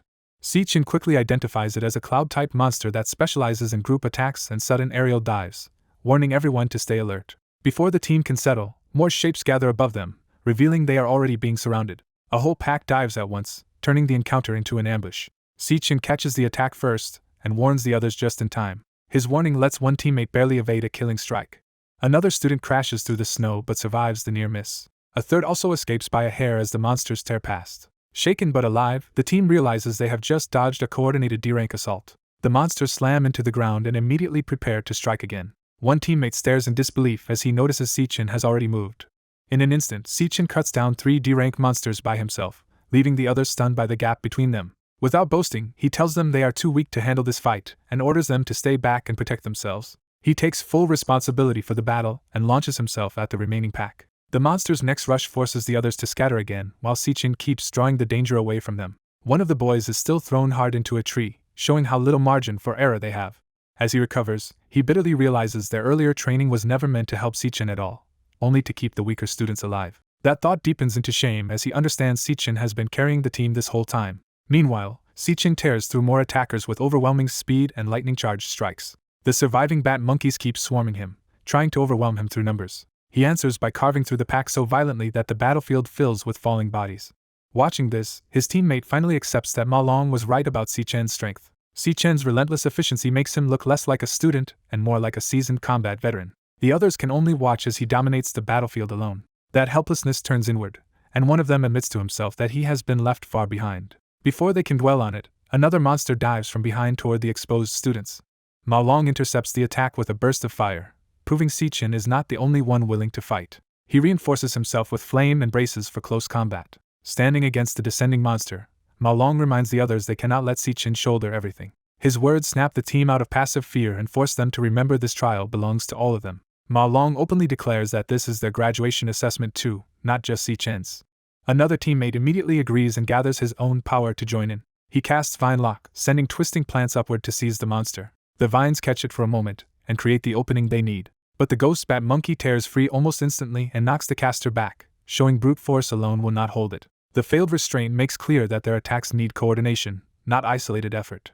A bespectacled teammate steps in with Frost Breeze, slowing the monster's movement with cold air. He calls for Xianyu to attack together now that the target has been hindered. Xianyu answers by charging his fist with green power, ready to trap the monster before it can escape again. Their combined technique freezes and binds the creature at once, finally pinning it in place for a finishing blow. With the opening secured, Ma Long gathers a blazing fireball and moves in to end the fight.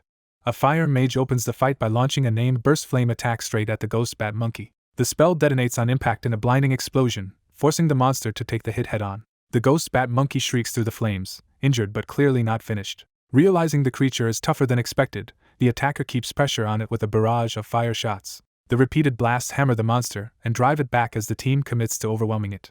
At the same time, another student strains to keep his own power under control, admitting he cannot suppress it any longer. A bespectacled teammate also reaches his limit, showing that the whole group is burning through everything they have. With no room left to hold back, the fire mage decides to gamble everything on one final all-out spell. He begins to declare the finishing move as his power peaks and his focus narrows completely on the kill. His converged burst flame bullet crashes down in a massive explosion that finally ends the monster.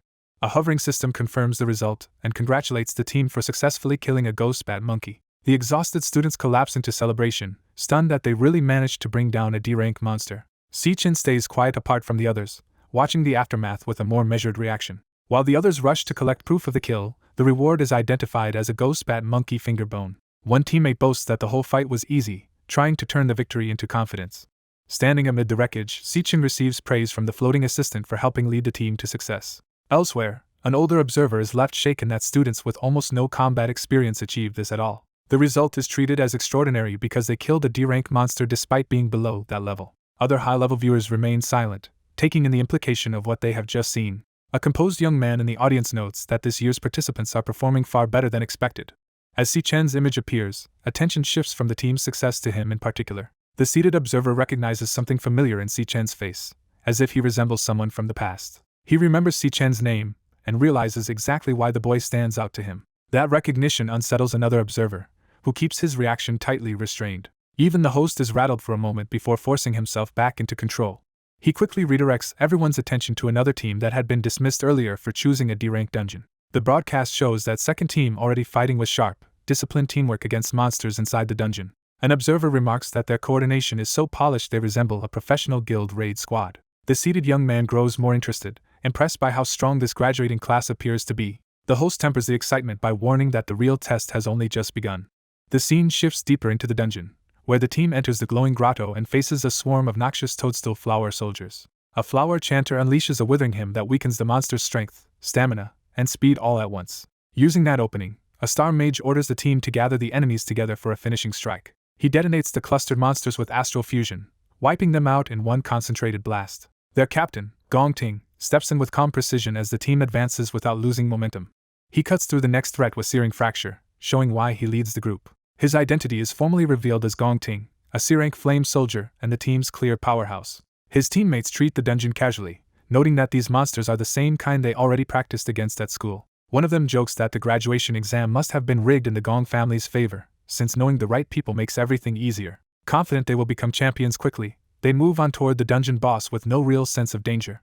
Back in the snowy mountains, Si-chen's team is suddenly hit by a violent shock that forces everyone to brace themselves. Si-chen steadies first, his expression sharpening as he senses the threat before the others fully recover. The team realizes they have reached the summit of Cloudwood Peak, a D-rank high-risk dungeon, and can hardly believe they made it this far. Their relief dies when they find the Frostwraith Ape, a D-rank cloud soldier and the dungeon's true monster lord, feeding on prey. The others immediately understand how hopeless the gap is, admitting that one hit from that creature would kill them instantly. The ape lifts its head, its blood-red eyes locking onto them with murderous awareness. Panic breaks out as the team realizes the monster has noticed them. The Frostwraith Ape charges straight at them, turning the encounter into an immediate life-or-death crisis. Before anyone else can react, Si-chen intercepts the attack alone and drives a lightning-charged kick into the ape's face. The blow launches the monster away in a crashing burst of ice and force, abruptly reversing the team's despair.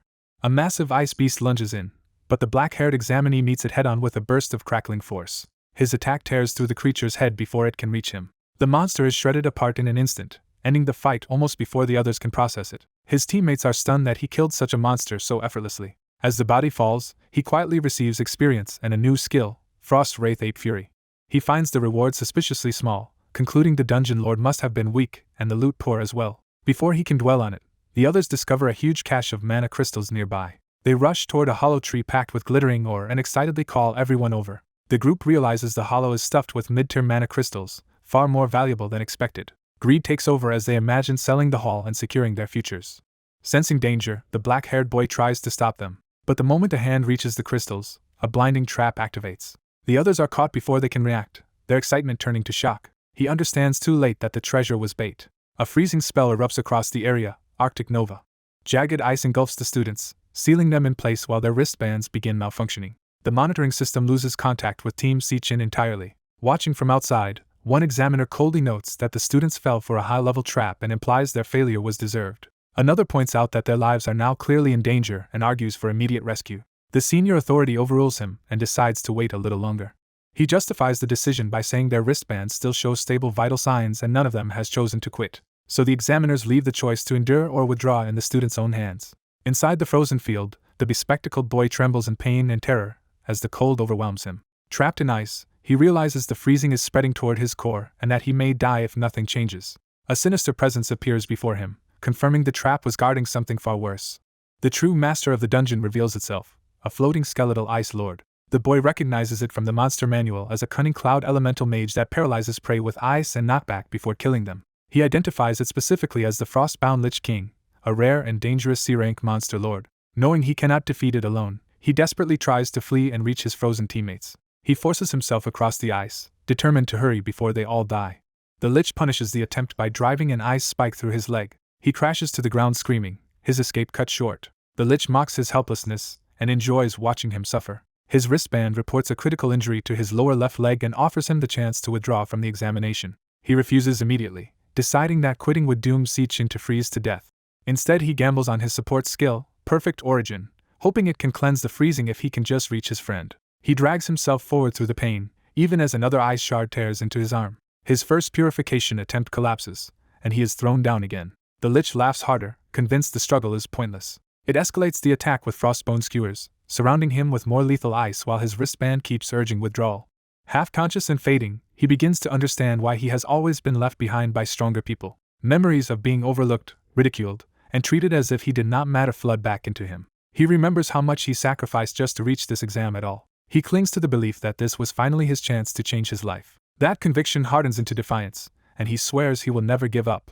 With that resolve, he forces Perfect Origin to activate again and channels it directly into the frozen Si-chen. He endures the strain and keeps pouring power through his hand despite the agony. The cleansing energy surges outward, colliding with the Lich's icy control over the battlefield. As the power intensifies, the frozen figure before him begins to respond under the purification. Still kneeling amid the ice, he drives the skill to its limit, trying to break Si-chen free before the Lich can stop him.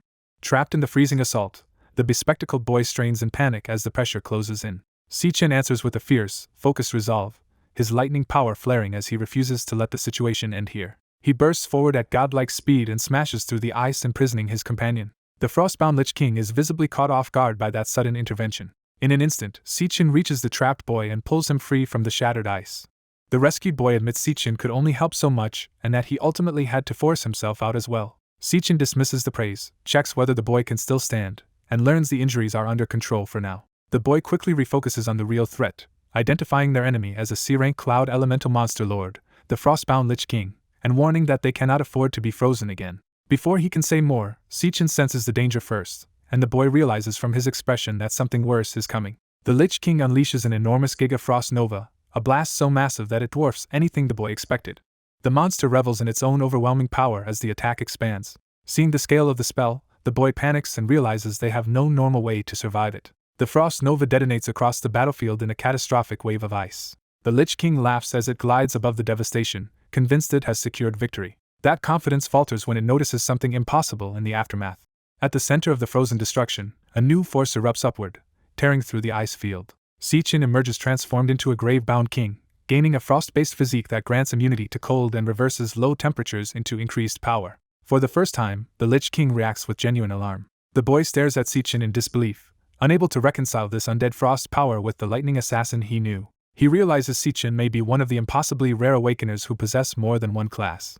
Si-Chen's altered form confirms that suspicion, showing he has awakened a second path. Accepting responsibility for putting the three of them in danger, Si-Chen initiates another change and decides to end the fight himself. His intent hardens as he commits fully to overwhelming the monster now. The transformation completes. Si-Chen becomes an abyssal fiend and declares that this strike will settle everything. The boy can only watch in stunned terror as Si-Chen's power rises yet again. The explanation becomes clear. While awakeners normally gain only one class, an almost non-existent few can awaken two. Those rare people are known as dual classers. They are so scarce that fewer than 10 exist worldwide, making them coveted by every guild. The boy starts to process that Si-Chen truly belongs to that legendary category. He counts Si-Chen's original lightning class as the first. Then he recognizes the frost undead class as the second. But Si-Chen's current state reveals something even more absurd. He has manifested a third class. That third form drives his physical ability to the limit, maximizing both stamina and strength. With that power gathered, Si-Chen launches himself straight at the Lich King. He brings down a colossal magenta slash that engulfs the battlefield and the monster alike. The boy realizes the crushing aura that had dominated them earlier now means nothing in front of Si-Chen's blade. The Lich King can only scream as the attack tears through it. Si-Chen finishes the battle with triple calamity in overload mode, cutting the monster down in a single decisive blow. The Lich King's body breaks apart and collapses into ruin across the snow. Victory follows immediately, and Si-Chen levels up from the kill. The boy, still reeling, admits he should have expected this much from Si-Chen after watching him erase a monster lord so effortlessly. Si-Chen calmly asks about their two other frozen allies, and the question jolts the boy into remembering them. Mortified, the boy rushes off to save Xiangzhua and Xiangyu, leaving Si-Chen beside the remains of the monster. Instead of walking away, Si-Chen activates Devourer on the Lich King's corpse. A red light gathers in his hand as he begins absorbing the monster's essence. The devouring process intensifies, drawing the Lich King's power into him. Si-Chen closes his hand as the transfer locks in. Devouring completes, and he gains a new class from the frostbound Lich King itself, Cloud Mage, his first class taken from outside the Dream Realm. With another secret power added to his arsenal, Si-Chen quietly takes stock of what he has become. The narrator explains that the Robocam had already identified the place as the Arctic Nova, so the audience should not have learned that from the test itself, and there is still time for the team to earn a perfect score. At that moment, Gong Ting receives a system notification. His class levels up, and he gains one stat point tied to his Lightning Assassin class. He realizes with surprise that the reward is a single star point. Elsewhere, Gong Ting's team is still fighting the giant man-eater vine boss inside Bloody Vine Grotto. One teammate panics as the D-rank boss proves far stronger than expected, and he can no longer keep the monster pinned down. Another teammate's lightning attack confirms their problem. The boss is too durable for them to hurt meaningfully. The vine monster shrugs off the attack and remains fully dangerous. It breaks free and violently throws the team back, ending any illusion that they still control the fight. The group admits this enemy is far beyond what their training prepared them for and starts to lose confidence. With no better option, they pin their hopes on Gong Ting and ask whether his side is ready. While the monster bears down on them, Gong Ting continues charging power with support from his teammates, and they wonder if he has built up enough yet. After stacking his strength repeatedly, Gong Ting decides he has reached the level he needs. He launches himself forward in a blazing rush and closes the distance in a single decisive attack. His fiery strike tears through the giant vine boss before it can recover. He follows through by unleashing the finishing technique with full commitment. The attack detonates in a burst of overwhelming light. Gong Ting's flame soldier skill, Sorrow Blade Burst, engulfs the boss and ends the battle outright. His teammates erupt in celebration, hailing their president as the one who carried them to victory. The team is officially credited with clearing the D-rank dungeon in only 35 minutes, a result they immediately recognize as extraordinary. They boast that the run earned 150 points and a perfect score, with no deaths and no record of anyone fleeing, and they rush to check the final results. As they leave, others note that even a lower F-rank Devil's Cave would normally take at least an hour to clear. The waiting room is full of failed examinees, and Gong Ting's team mocks them as people who must have quit early. The defeated candidates are still traumatized, with some barely able to accept that they are already safe. Others openly admit the monsters terrified them so badly that they could not continue. One of Gong Ting's allies notices a familiar figure among the exhausted survivors. He recognizes an opportunity and reacts with smug satisfaction. The group spots Si-Chen resting with two companions, and immediately judges him for supposedly bailing out of the test early. Si-Chen remains calm and expressionless when they call him out. Gong Ting's side presses the insult, accusing him of failing the assessment despite acting confident before. Before the confrontation can continue, Gong Ting is called away. His companion points out that the vice chairman has arrived, and the team turns its attention from Si-Chen to the far more important visitor. The newcomer begins by praising what he has seen. He publicly declares that today's performance was outstanding. The vice chairman and his entourage walk through the hall, drawing everyone's attention and instantly shifting the room's power balance. Gong Ting's team is awestruck, realizing that one of the most powerful men in the world is approaching them personally. Expecting recognition, Gong Ting prepares to greet him. But the vice chairman walks past Gong Ting instead, ignoring the hand offered to him. He stops in front of Si-Chen and singles him out as the truly remarkable one. The vice chairman reveals the real feat. Someone cleared a D-rank Devil's Cave in just 21 minutes. He emphasizes that even an experienced professional guild raid team would struggle to match that achievement, making clear that his praise is meant for Si-Chen. Gong Ting's side is stunned as they realize the people they mocked as quitters actually finished a harder dungeon in far less time. Si-Chen remains composed while his companions nervously greet the vice chairman, fully aware of the sudden reversal. Si-Chen identifies the visitor as Carl Cavendish, vice chairman of the World Guild Alliance and effectively the second most powerful figure in the world. Carl addresses Si-Chen by name, confirming that he came here specifically for him. He then turns to Si-Chen's father and praises the Gong family for raising such a gifted young leader, framing Si-Chen's success as proof of elite lineage and training. Si-Chen's father answers politely, but his strained expression shows he understands the weight of this attention. As Carl's praise continues, the father grows visibly uneasy, sensing implications beyond simple congratulations. Carl ends the exchange smoothly, saying it is late and that he should be going. As he leaves, onlookers marvel that the principal has personally come to recruit two once-in-a-millennium prodigies, confirming that Si-Chen and his side have become the true focus of the day. An official announces that both top teams have qualified to join the Empire Guild after the championship ends. The students erupt in celebration, thrilled that their future in a major guild is already secured. As others dream aloud about instant success after graduation, one of the Tide champions remains silent and withdrawn. The official adds that both captains, Ting and Si-Chen, will also receive core management positions and split the 1 million MVP prize equally. That final detail sharpens the rivalry, because either of the two champions is willing to accept an equal share. Si-Chen immediately fixates on the reduced payout, realizing it leaves him short of the money he urgently needs to repay. Refusing to let the tie stand, the other champion steps forward with a challenge, insisting there can be only one true winner. He openly demands a one-on-one tiebreaker against Si-Chen. The sudden challenge catches the officials and onlookers off guard. Even the higher-ups turn their attention to the dispute as the atmosphere shifts from celebration to confrontation. The official tries to shut the idea down, arguing that a tie for first is already an ideal result, and that the assessment is over. But the challenger presses on, making it clear he intends to set terms rather than back down. Si-Chen cuts straight to what matters to him and asks whether winning would let him claim the full million. The official is stunned that money is his first concern. The challenger accepts without hesitation and offers Si-Chen everything if Si-Chen can beat him. Watching this unfold, an influential observer becomes intrigued and decides the contest is not finished yet. The two champions square off as equals, ready to decide the matter directly. Si-Chen demands the practical terms, asking how the tiebreaker will be settled. Later, a wealthy backer tells Si-Chen he had expected him to place first, but not to shatter the record with a perfect score. Pleased with his own investment, the man says Si-Chen's fame proves he chose well and even waives repayment of the 1.5 million for now. Si-Chen refuses that leniency and insists on treating the money as a debt that must be repaid. His answer shows that he is determined to stand on his own rather than live on favors. He explains that he came for two reasons, beginning with the debt deadline. Because the tied result left him with only half the expected prize, he asks for a 1-week extension. He then reveals the plan behind that request. In 1 week he will fight the other champion in a tiebreaker at Wild Devil's Cave outside the school. The investor is alarmed that two students intend to enter such a dangerous place. Si-chin stays calm, saying they have no professional guild training anyway and that once he wins, he will recover the missing 500,000. To secure the extension, he sweetens the deal by offering all materials he obtains from Wild Devil's Cave as interest. The investor is struck by Si-chen's nerve, noting that he fears neither the cave nor the risk and thinks only about honoring the debt. Si-chen then says there is another, even more important reason for his visit. He steels himself before bringing up the matter that truly weighs on him. The investor listens closely, sensing the conversation is about to turn serious. Si-chen finally asks the question he has been holding back. The request visibly unsettles the investor. After a tense pause, the man begins to respond. He rises in uneasy silence, showing that whatever Si-chen asked has touched a sensitive subject. The story then shifts to the afternoon of June 17th at Chinshui Middle School, when the final exams have just ended. A cheerful girl celebrates the start of summer vacation with the carefree excitement of an ordinary student. But as she checks her phone, her mood softens when she remembers that this date is also the day of her brother's graduation assessment. That realization pulls her out of her excitement and into concern for him. Looking at a photo of them together, she recalls how important this day is for her brother. Her thoughts go back 4 years, when he proudly showed her his admission to National Awakener University after his elemental potential was detected. Back then, she looked at him with awe and asked if he would become an awakener like their parents. He confidently promised that he would join a top guild, earn a fortune, and give her a better life. He also believed becoming stronger would let him uncover the truth behind their parents' disappearance.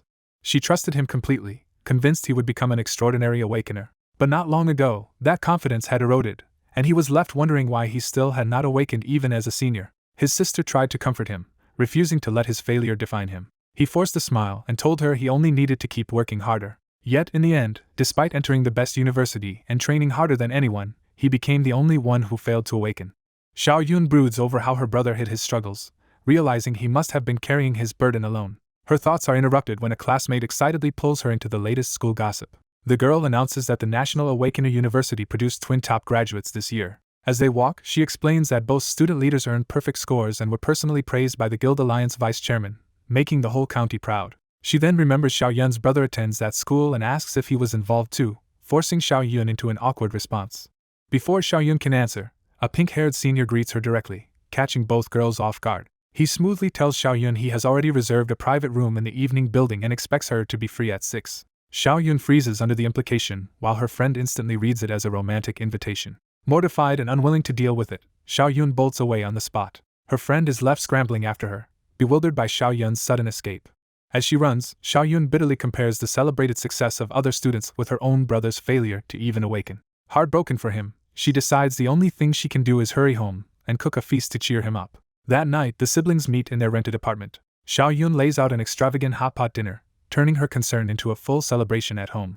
Her brother is stunned by the spread and asks how she managed to prepare so much.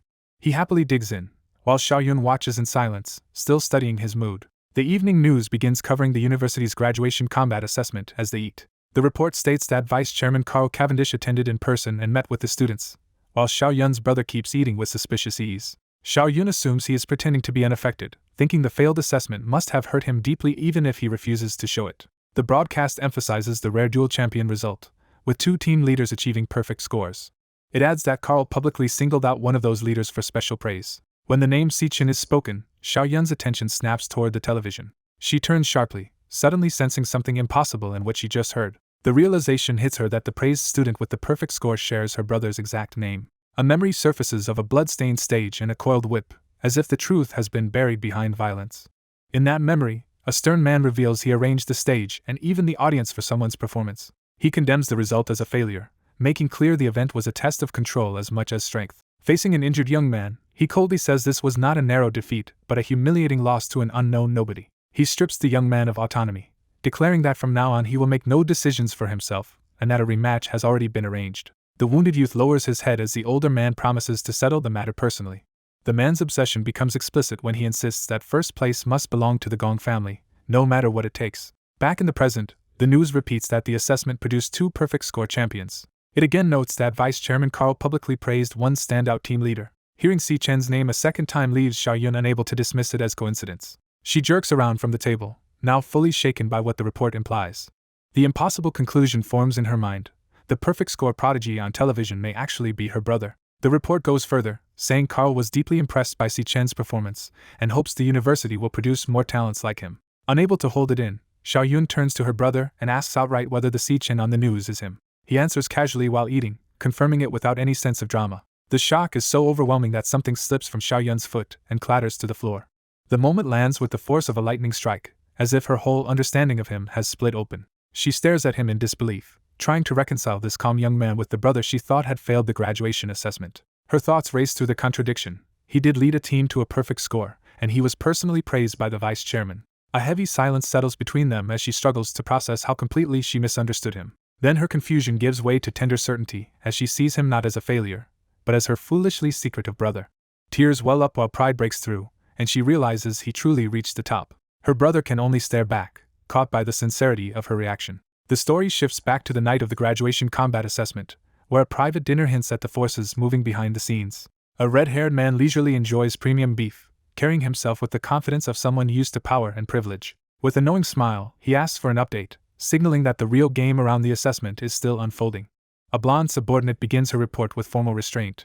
Over dinner, she hands her superior the compiled intelligence gathered so far. The file concerns the Devourer, a target that has left no trace for the past year. Even so, she warns that their side may already have been noticed. Her superior accepts the report calmly, praises her work, and tells her to eat before continuing.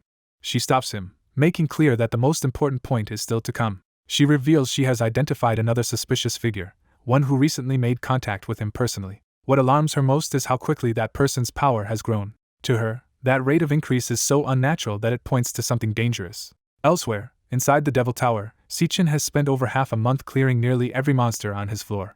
Now level 17, he has fully adapted to the tower's crushing tenfold gravity. His constant use of Lightning Assassin has raised that class's proficiency and earned it a star. Reviewing his classes, he realizes none of his 4 options has reached its limit yet. He invests the new star into the class's most critical trait, speed. That pushes his speed to a level he believes should rival an A-rank assassin. But despite that growth, one obstacle on this floor still remains beyond him. A pack of lionesses closes in while their true leader watches from afar. The floor's lord is a lion king, and Sichin still cannot land a hit on it. When the lionesses rush him, the pressure of their coordinated assault begins immediately. Sichin answers with divine flash, relying on explosive speed to break through. He tears across the battlefield in lightning-fast bursts, trying to force an opening. Yet he has already learned the Lion King's ability behaves in a deeply abnormal way. Whenever he closes in to strike the Lord, it disappears before the blow can land. It instantly reappears beside the lioness positioned farthest from him. As the fight continues, he recognizes a fixed pattern behind their movements. 2 lionesses always engage him up close while the Lion King keeps its distance. The Lord never risks itself directly and lets the others do the fighting. Sichin starts questioning what kind of class could give the Lion King such control over the battle. Before he can solve it, another lioness launches straight at him. He meets the charge with lightning gathered into a counterattack. For a moment it seems he has caught one cleanly, but the same displacement trick interrupts the kill again. Every time he tries to finish a lioness, that target vanishes as well. It reappears beside the Lion King, preserving the formation. And the instant Sichin hesitates, another lioness lunges in to keep him occupied. He doubles down, flooding his body with lightning to maintain the exchange. He attacks in sweeping arcs, trying to outpace the teleporting rhythm. But the enemies simply repeat the same cycle without breaking. They keep pressing him, vanishing the moment a fatal strike is about to connect. Then they shift positions and resume the assault from a new angle. The Lion King remains safely behind the line while its lionesses rotate around him. Each new opening he creates is immediately replaced by another attack. Forced into constant motion, Sichin can do little more than evade and counter. The battle turns into an endless loop designed to wear him down. Breathing hard, he realizes he is being dragged into the enemy's pace.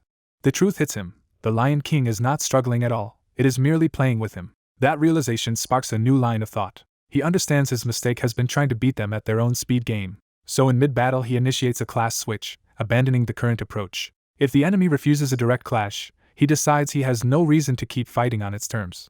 Facing the beasts without relying on a mage class, the white-haired fighter calmly decides to overwhelm them with a higher-tier ice specialty instead. He completes a class switch into Cloud Mage at the 17th sky level, surrounding himself with frost and preparing a battlefield-wide spell. He unleashes Frost Spike, turning the sky itself into a source of descending ice lances. The frozen barrage slams across the ground and forces the lion-like monsters to scatter under heavy pressure. As the spikes keep raining down, the beasts retreat and try to break out of the impact zone. He makes clear that glass mages are weak up close but dominate at range, so he intends to win by controlling the entire field. The storm of ice bends and tracks toward the fleeing lion, denying it a safe path. One of the beasts tries to resist with its own power, but the falling frost still crashes down around it.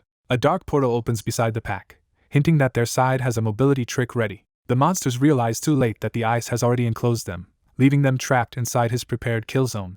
Confident in the trap, he moves to finish them the moment they are fully boxed in. The lead lion finally understands the danger and panics as the net closes. He follows with Frost Blast Bomb, condensing a massive sphere of freezing power directly above the trapped beasts. He notes that there is no corner left to hide in, making the attack unavoidable. The lion roars in desperation, but fear has replaced its earlier aggression. The bomb detonates in a pillar of blue force and engulfs the entire area. When the blast clears, the beasts are sealed inside jagged ice, apparently neutralized. At that instant, the black-haired protagonist re-enters the fight through a class switch, arriving in a surge of violet power. He declares that the battle on the first floor of the Dreadspire is finished and moves in to end it himself. With full confidence, he commits to the final strike. Using Stellar Warrior Triple Cataclysm in crushing mode, he drives a devastating blow into the frozen battlefield. The impact shatters the ice and smashes the remaining beasts across the ground, breaking their formation completely. One of the fallen creatures begins to dissolve into dark energy instead of simply dying, revealing that something about it was unnatural. That fading accelerates until the body is stripped away entirely. The battlefield falls quiet, leaving the black-haired fighter standing over what should be the last of them. He levels up to the 24th Ash stage and receives rewards from the victory. A system notice reveals the truth about the lion. It can be devoured, meaning it is tied to a special power rather than being an ordinary beast. He raises a glowing hand over the corpse, choosing to extract more information before acting. Pressing the issue, he demands to know what kind of class this enemy actually had. The remains respond as energy rises from the body, beginning to reveal the answer. He draws that power into his hand and forces the hidden class information to manifest. The extracted energy condenses into a readable form under his control. The revealed class is Lion Mane Phantom Mane, a stellar tamer class built around beast contracts and summoning. He immediately recognizes the significance. This is a tamer class unlike any he has seen before. That explains the enemy's behavior, because the lion itself was too weak to face him directly and had been relying on contracted beasts the entire time. The earlier portal movement now makes sense as part of the tamer's beast-linked mobility. He studies the class details further and learns of Stellar Warp, a teleportation skill tied to contracted beasts. He admits the teleportation ability is genuinely useful, even while evaluating it coldly. He concludes that forced contracting depends on intimidation, so obtaining strong beasts with this class would be difficult despite its potential. While he is still assessing the card, he senses the surroundings shift unexpectedly. The icy battlefield gives way to its true form, revealing that the first floor of the Dreadspire is actually a desert wasteland. Seeing only dunes and old bones, he wonders what catastrophe reduced the place to this barren state. Before he can investigate further, a sharp sound in the distance signals that something new has activated. A fiery spire rises from the sand, and he realizes the route to the second floor has finally opened. At the same time, a low growl from the darkness warns that one threat still remains nearby. He turns at once toward the sound, alert to the unfinished danger. The growl leads him to a ribcage half buried in the sand, where a pair of glowing eyes is still watching him. A small lion cub crawls out from the bones, clearly the last surviving beast connected to the fight. He realizes one little lion is still alive and identifies it as the final survivor. Lightning gathers around his fist as he prepares to deal with the cub and close out the floor for good. The narrator reveals that although the Lion King is dead, one of his contracted beasts remained behind, buried in the desert ruins. The young man realizes the cub-like beast has been bound in place by stellar chains, likely imprisoned here by the Phantom Mane Lion King. Seeing its condition, he immediately decides to act. The trapped beast is startled by the sudden surge of power aimed at its prison. He shatters the restraints in a single violent strike, tearing apart the chains and the surrounding rock. Freed at last, the small lion collapses onto the sand in shock. He tells the beast he is returning the freedom that was taken from it. As the cub regains itself, he recognizes this desert as the home it lost. He speaks from experience, acknowledging the pain of watching everything familiar be destroyed. The lion listens as he admits that kind of loss leaves a wound unlike any other. Even so, he urges it to survive and keep moving, because he is about to descend to the next floor. Before he can leave, a system alert interrupts him. The message announces that the beast itself has initiated a contract request, offering him a guaranteed recruitment and new passive abilities if he accepts. Caught off guard, he turns back to confirm what he is seeing. The system identifies the cub as Lion King Leo and asks whether he will accept the contract. He asks the little lion directly if it truly wants to follow him. Leo answers with an eager cry, making its choice clear. He warns Leo that from now on they will challenge each floor together, and every floor only grows more dangerous. He makes sure Leo understands that staying with him could mean injury or death. Leo responds even more firmly, refusing to back down. Accepting that resolve, he agrees. He formally gives his consent and signs the contract. The bond is established, linking him and Lion King Leo as master and beast. The system confirms his new Starbeast master abilities, including shared growth, summoning, stat enhancement, and danger-linked vision. With the pact complete, he welcomes Leo as his companion and sets off with him. Together they approach the portal to the next floor, and he reminds Leo to protect itself in battle. He steps through the gate first and enters the new level. On the other side, he braces himself for whatever awaits. The second floor turns out to be a vast volcanic realm filled with lava and crushing heat. The temperature is so extreme that he feels as if his body might melt just from standing there.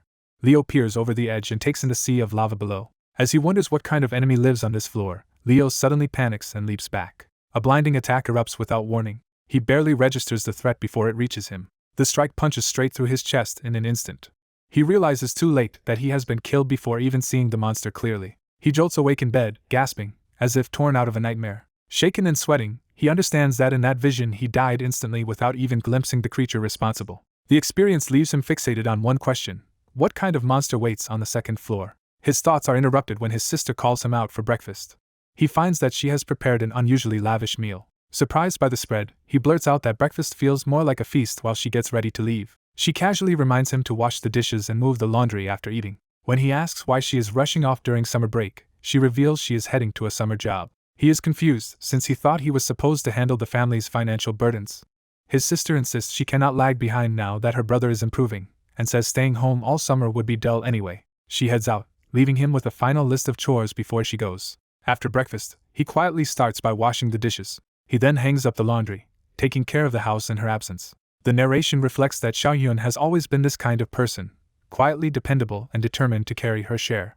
A young man reflects that the girl in the photo has always faced life with stubborn resilience, yet to him she still feels like someone innocent he needs to protect. As he studies her picture, he admits that being near her makes him feel like the one being cared for instead. He reminds himself that once school matters are settled, he must confront the Demon King Wrath, and cannot remain at Xiaoyun's side much longer. That thought sharpens into a painful truth: she is the only person he genuinely worries about leaving behind. Just as he resolves to let go, a sudden idea stops him.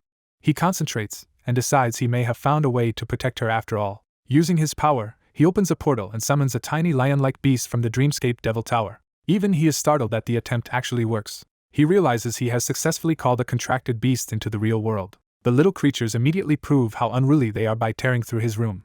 He chooses a beast called the Phantom Spirit Lion King, deciding it can sense danger and rush to Xiaoyun's side for him. Remembering how much Xiaoyun has loved cats and dogs since childhood, he becomes confident she will accept a small lion too. A crash from another room interrupts his planning. He heads over and finds the destruction still continuing. Even faced with the mess, he reassures himself that Xiaoyun will probably still take the beast in. As evening falls outside, the story shifts elsewhere. A damaged surveillance camera crackles with unnatural energy, hinting that something violent has already happened nearby. A bloodied man crouches in pain and fear, barely able to warn whatever approaches to stay away. A monstrous black-red force closes in on him, overwhelming the alley with predatory intent. The creature strikes before he can escape, ripping into him. As he dies, the man can only stare in terror at what is killing him. His final thought is that the attacker is some kind of monster. The creature begins devouring the body, as if feeding or processing it for some darker purpose. Meanwhile, Xiaoyun walks home after school, tired from a long day. Carrying groceries, she thinks about finally being off work and looking forward to bringing food home to her brother. Passing the alley, she wonders whether he will like the flavor she picked, unaware of the danger above and around her. She continues into the quieter side street on her usual route. A sudden presence makes her slow and sense that someone is there. When she turns, she is met by an unwelcome voice announcing that he has been waiting for her. The encounter takes on a forced romantic tone before the speaker even shows himself. Jean Duixing, a wealthy student from Qinghui Middle School, appears with roses and smugly reveals he has been waiting a long time for Xiaoyun. He complains that she left school too quickly to hear his invitation, then boasts that he has booked the top floor of Zifeng Tower for a date that night. Xiaoyun ignores the gesture and instead demands to know how he even found where she lives. He proudly explains that his father runs the top hospital in the city, so using family influence to track her down was easy for him. Xiaoyun rejects him outright, tells him they live in different worlds, and warns him never to come looking for her again. When she tries to leave, he grabs her arm to stop her. He insists she should feel honored by his attention and claims no one would dare refuse an invitation to Zifeng Tower's top floor. Instead of being intimidated, Xiaoyun coldly tells him she does not care about his status and calls his behavior creepy. Her contempt shatters his polished act, and his wounded pride turns openly ugly. Consumed by rage, he starts to threaten her. Xiaoyun answers his outburst with a brutal headbutt that drops him on the spot. Standing over him, she tells him to get his head checked at his father's hospital. She storms off after warning him never to bother her again, furious that he ruined her day. By the time she reaches home, the confrontation is behind her. Inside, the young man presents the tiny white lion to her. Xiaoyun instantly falls in love with the adorable beast. She happily scoops it up and showers it with affection. He tells her the little lion is named Leo and says it will be hers to care for from now on. As she cuddles the purring creature, she innocently wonders why such a tiny lion already has a mane. Watching her accept Leo so easily, he quietly feels relieved that his plan to protect her has worked. Si-chin realizes Xiao Yun's feelings for Leo are genuine, which removes one uncertainty from his plans. A message arrives just as he is settling on his next move. He checks the notification immediately, expecting something important. His confidence returns the moment he sees what it is. The guild has approved his application, clearing the last obstacle and letting his larger plan proceed. With that secured, he turns his attention to the tiebreaker scheduled 6 days later. 6 days pass, and the long-awaited tiebreaker exam finally begins. That afternoon, everyone gathers at Green Light Forest on the city outskirts for the decisive test. An official calls both examinees to attention and begins explaining the rules. After review, the school has chosen a wild lair hidden inside the forest, and scans confirm it is only D rank. As previously agreed, Si-chan and Gong Ting will enter that same lair together. The organizers warn that the lair's interior is unknown and more dangerous than the school's usual exam sites, so Eastern Nation has sent 3 senior guild members to supervise. Those 3 will accompany the examinees inside, protect them if necessary, and judge their performance live, starting with Ivan of the Imperial Guild. The second judge is Kai Yu of the Divine Eye Guild. The third is Sato Yuta of the Silver Wind Guild. Elsewhere, powerful observers watch the judges' feed and note that the final scores will depend entirely on those evaluations. One of them quietly stresses that the judges must perform well and that everything must be handled without leaving evidence behind. Another man questions why the vice chairman is still in Eastern Nation after his official business should have ended. The vice chairman stays because he finds the coming contest too entertaining to miss. At the lair entrance, Si-chan and Gong Ting stand side by side, both fully focused on the match ahead. The vice chairman watches with delight, convinced he is about to witness a rare clash between true prodigies. Back at the site, the examiner formally moves to open the combat exam. He announces the National Awakened University Class of 2157 graduation combat exam. Then he names the tiebreaker matchup at its center, Si-chan vs. Gong Ting. With that declaration, the exam officially begins and both candidates head into the lair. Si-chan enters in silence, already reading the place for danger. The 2 competitors pass through the glowing opening and into a dark, twisted interior. Inside, Si-chan surveys the terrain, while Gong Ting advances with his sword ready. The supervisors identify the dead trees as signs of a flora-type lair, though they remain casual despite the risk. Si-chan's demon core suddenly reacts, and overlays a red warning across his vision. The alert identifies a high-danger creature nearby, something far beyond what should be expected here. The warning is so abnormal that even Si-chan notes he has never seen his demon core issue one before. He immediately understands that something inside this supposedly D-rank lair is seriously wrong. Just as abruptly, the alert vanishes, leaving him with only suspicion and no clear target. As they continue deeper, Si-chan questions how monsters of such level could exist in a D-rank lair at all. The deeper passages offer no answer, only a growing sense of concealment. Gong Ting takes the lead while Si-chan follows, and the judges keep watch from behind. The thickening fog worries the supervisors, who remind each other not to lose sight of either examinee. Before they can settle, the ground ruptures beneath the slope. A toxin agent bursts out, revealing itself as a D-rank flora archer that attacks from ambush. Gong Ting reacts instantly, drawing his sword without hesitation. He launches forward in a single explosive charge to kill the monster before it can control the fight. The judges are impressed by his speed, though they warn that wild lair monsters are far more vicious than the school's usual targets. The ant fires corrosive poison shots, trying to overwhelm him at range. Gong Ting cuts through the incoming poison with precise, blazing sword arcs and keeps advancing. His assault tears the ant apart before it can recover. The creature crashes down in pieces, already finished. Gong Ting follows through with another burning strike, refusing to leave any chance of survival. That final slash drives into a larger hidden monster emerging behind the first, exposing a far more dangerous threat in the lair. He answers the new danger with blazing blade penetration, crashing down in a full-power attack as the real battle begins. As the test begins, one examinee cuts down a venomous monster the instant it appears, ending the threat before it can act. The proctors immediately reward his reflexes, judging his response to the ambush as flawless. They add more points for recognizing and destroying the creature's ranged venom organ first, stripping away its advantage. His clean finishing blow earns further praise, confirming that he fought with precision and no hesitation. Watching the replay, the evaluators conclude that his positioning, control, and execution are exceptional for a student facing even a weakened D-rank monster. Attention shifts to the other examinee, Si-chan, who has done nothing aggressive and is simply wandering through the lair. From the evaluator's perspective, Si-chan's lack of reaction to the monster's appearance makes his performance look like a complete failure. One observer stays silent, sensing there may be more to Si-chan's behavior than simple incompetence. Si-chan continues studying the terrain instead of the monsters, as if he is searching for something hidden in the lair itself. A younger spectator asks Yuanlong what Si-chan could possibly be looking for. Yuanlong guesses that Si-chan is not avoiding the test at all, but hunting for a way to earn a decisive score in a single move. That suspicion points toward a hidden weak point buried in the lair's twisted structure. Standing over the root-like center of the ground, Sichin identifies the exact spot that could change the entire battle at once. He channels lightning into his hand and confirms that he has found what he was looking for. His strike drives straight into the lair's core, rupturing the structure from within. The impact triggers a chain reaction that tears through the nest beneath his feet. The entire brood erupts upward at once, exposing the monsters and their vulnerable venom sacs in a single mass. The proctors panic as they realize Sichin is charging directly at the nest of a D-rank monster, a move that looks suicidal and dangerous to everyone nearby. Another observer suddenly understands that Sichin intends something far bigger than a normal fight. Sichin plants his foot and commits fully to the attack. He unleashes Volt Assassin, turning himself into a lightning-fast killing stroke. His electric charge slices through the exposed monsters and their venom organs before they can recover. He keeps threading through the swarm, cutting down multiple targets in one continuous burst. What should have been a deadly nest becomes a one-sided massacre, as his speed and aim overwhelm every creature around him. By the end of the rush, the entire cluster has been annihilated in a single overwhelming sequence.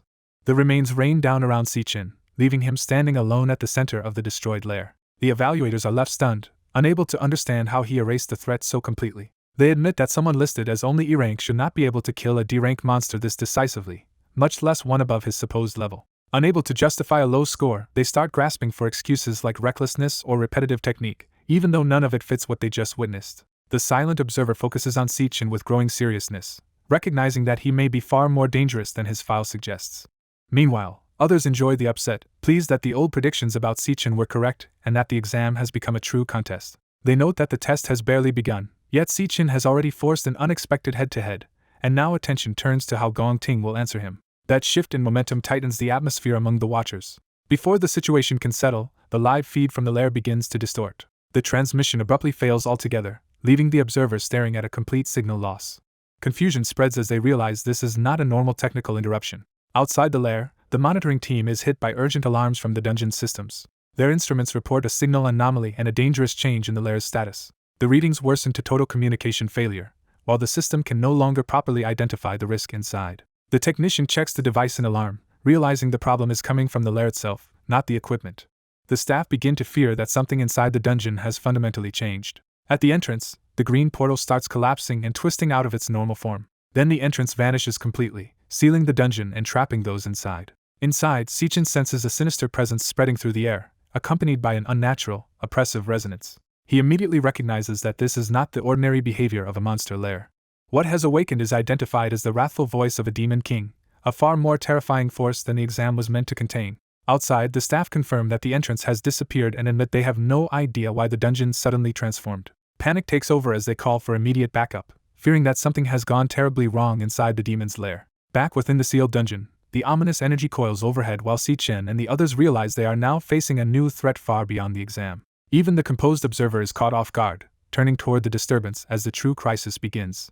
As the group advances through the dungeon, they sense an unnatural disturbance and realize something strange is approaching. Sichin suddenly recognizes the presence pressing into his mind as the voice of the demon king Wrath. The implication shocks him, because Wrath should not be appearing in this dungeon for years. At the same time, Sichin's magical core floods him with repeated high-risk warnings. He understands the danger is immediate and turns his attention to whatever is behind them. The party follows the ominous energy deeper into a fog-choked passage where the atmosphere itself feels wrong. From within the mist, a sinister presence answers with mocking laughter as something closes in. The others also notice an unknown shape ahead and the unnatural thickness of the fog. A pair of glowing eyes emerges first, confirming that something is stalking toward them through the haze. The creature finally reveals itself, stepping out as an insect-like demon wrapped in violent energy. It greets the humans with contempt and makes clear that they have walked into a trap it prepared. Gong Ting is rattled by the fact that the monster can speak the human tongue. They quickly conclude that any monster capable of that must be at least a high C rank, far beyond what should exist in a low-level demon lair. Realizing the candidates cannot survive this, Gong Ting moves to intercept and orders the others to stay back. He commits himself to the front line, trying to shield the younger fighters from the threat. Before he can fully seize control of the fight, the demon's attack catches him and draws blood.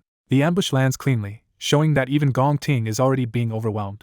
The others are stunned as the battle turns lethal almost instantly. The demon presses forward with killing intent, sweeping past the defense and targeting the group as a whole. Its strike tears into the blonde swordsman's throat before he can avoid it. At close range, the demon coldly declares that all of them should die here. Even while choking on the wound, the swordsman refuses to collapse. He counters in the same breath, slashing upward and burning through the demon with a desperate flaming strike. The blow catches the creature off guard, forcing it to realize its prey can still fight back. The swordsman follows with a kick that drives the demon away and creates space. The demon is thrown back down the slope, breaking its momentum. Sichin calls out, but the wounded swordsman insists this is his fight because the lord attacked him first. He invokes the priority rule of the trial and claims sole right to kill the demon lord, forbidding interference. Sichin falls silent, recognizing both the rule and the man's determination. Instead of arguing, Sichin sharpens his focus and begins assessing the enemy with his own power. His evaluation identifies the wounded fighter as only C-rank mid-tier. The demon, however, registers as C-rank high-tier, confirming the duel is badly uneven. The others beg Gong Ting to withdraw, suspend the exam, and seek treatment because the demon lord is too dangerous even for him. Gong Ting rejects retreat and starts burning his own wound shut with intense flame. He forces his damaged body back into fighting condition through sheer will and fire. Sichin understands that Gong Ting is using high-temperature flames to stop the bleeding. Gong Ting openly refuses every suggestion to stand down and reignites his weapon. He declares that the duel will continue no matter the cost. The demon braces as it realizes its opponent is still coming. Gong Ting launches another flaming assault, driving the battle forward despite his injuries. Elsewhere, officials study the sealed entrance to the demon lair and note that such lairs can deliberately open and close to trap humans. Imperial Guild leader Lin Wuk explains that the dungeon itself is acting with intelligence. When asked how to reopen the entrance while Gong Ting remains inside, Lin Wuk gives a grim answer. He says there is only one method to force the lair open again. The demon lord inside must be killed.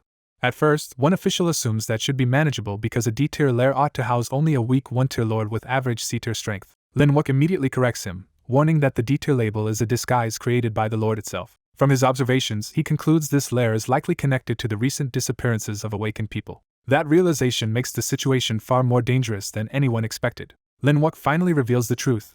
This is not a D-tier dungeon at all, but a B-tier dungeon. A mantis-like monster lunges through the cave with blinding speed, its glowing eyes fixed on its target. It drives a barrage of green slashes at Gong Ting, trying to overwhelm him before he can recover. Gong Ting steadies himself and bursts forward with his glowing blade, refusing to give the creature momentum. The monster swings again, exposing itself in its aggression. Gong Ting vaults above the attack, reading the opening as the creature commits.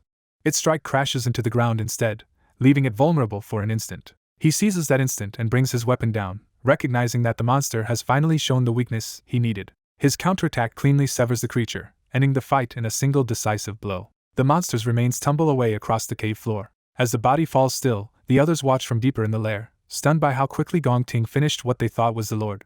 They realize he defeated the supposed lord alone, far exceeding what they expected. Even from a distance, they admit young Master Gong's strength is not something they can casually measure. While one ally finishes healing the injured man, the group starts checking whether they can move and regroup.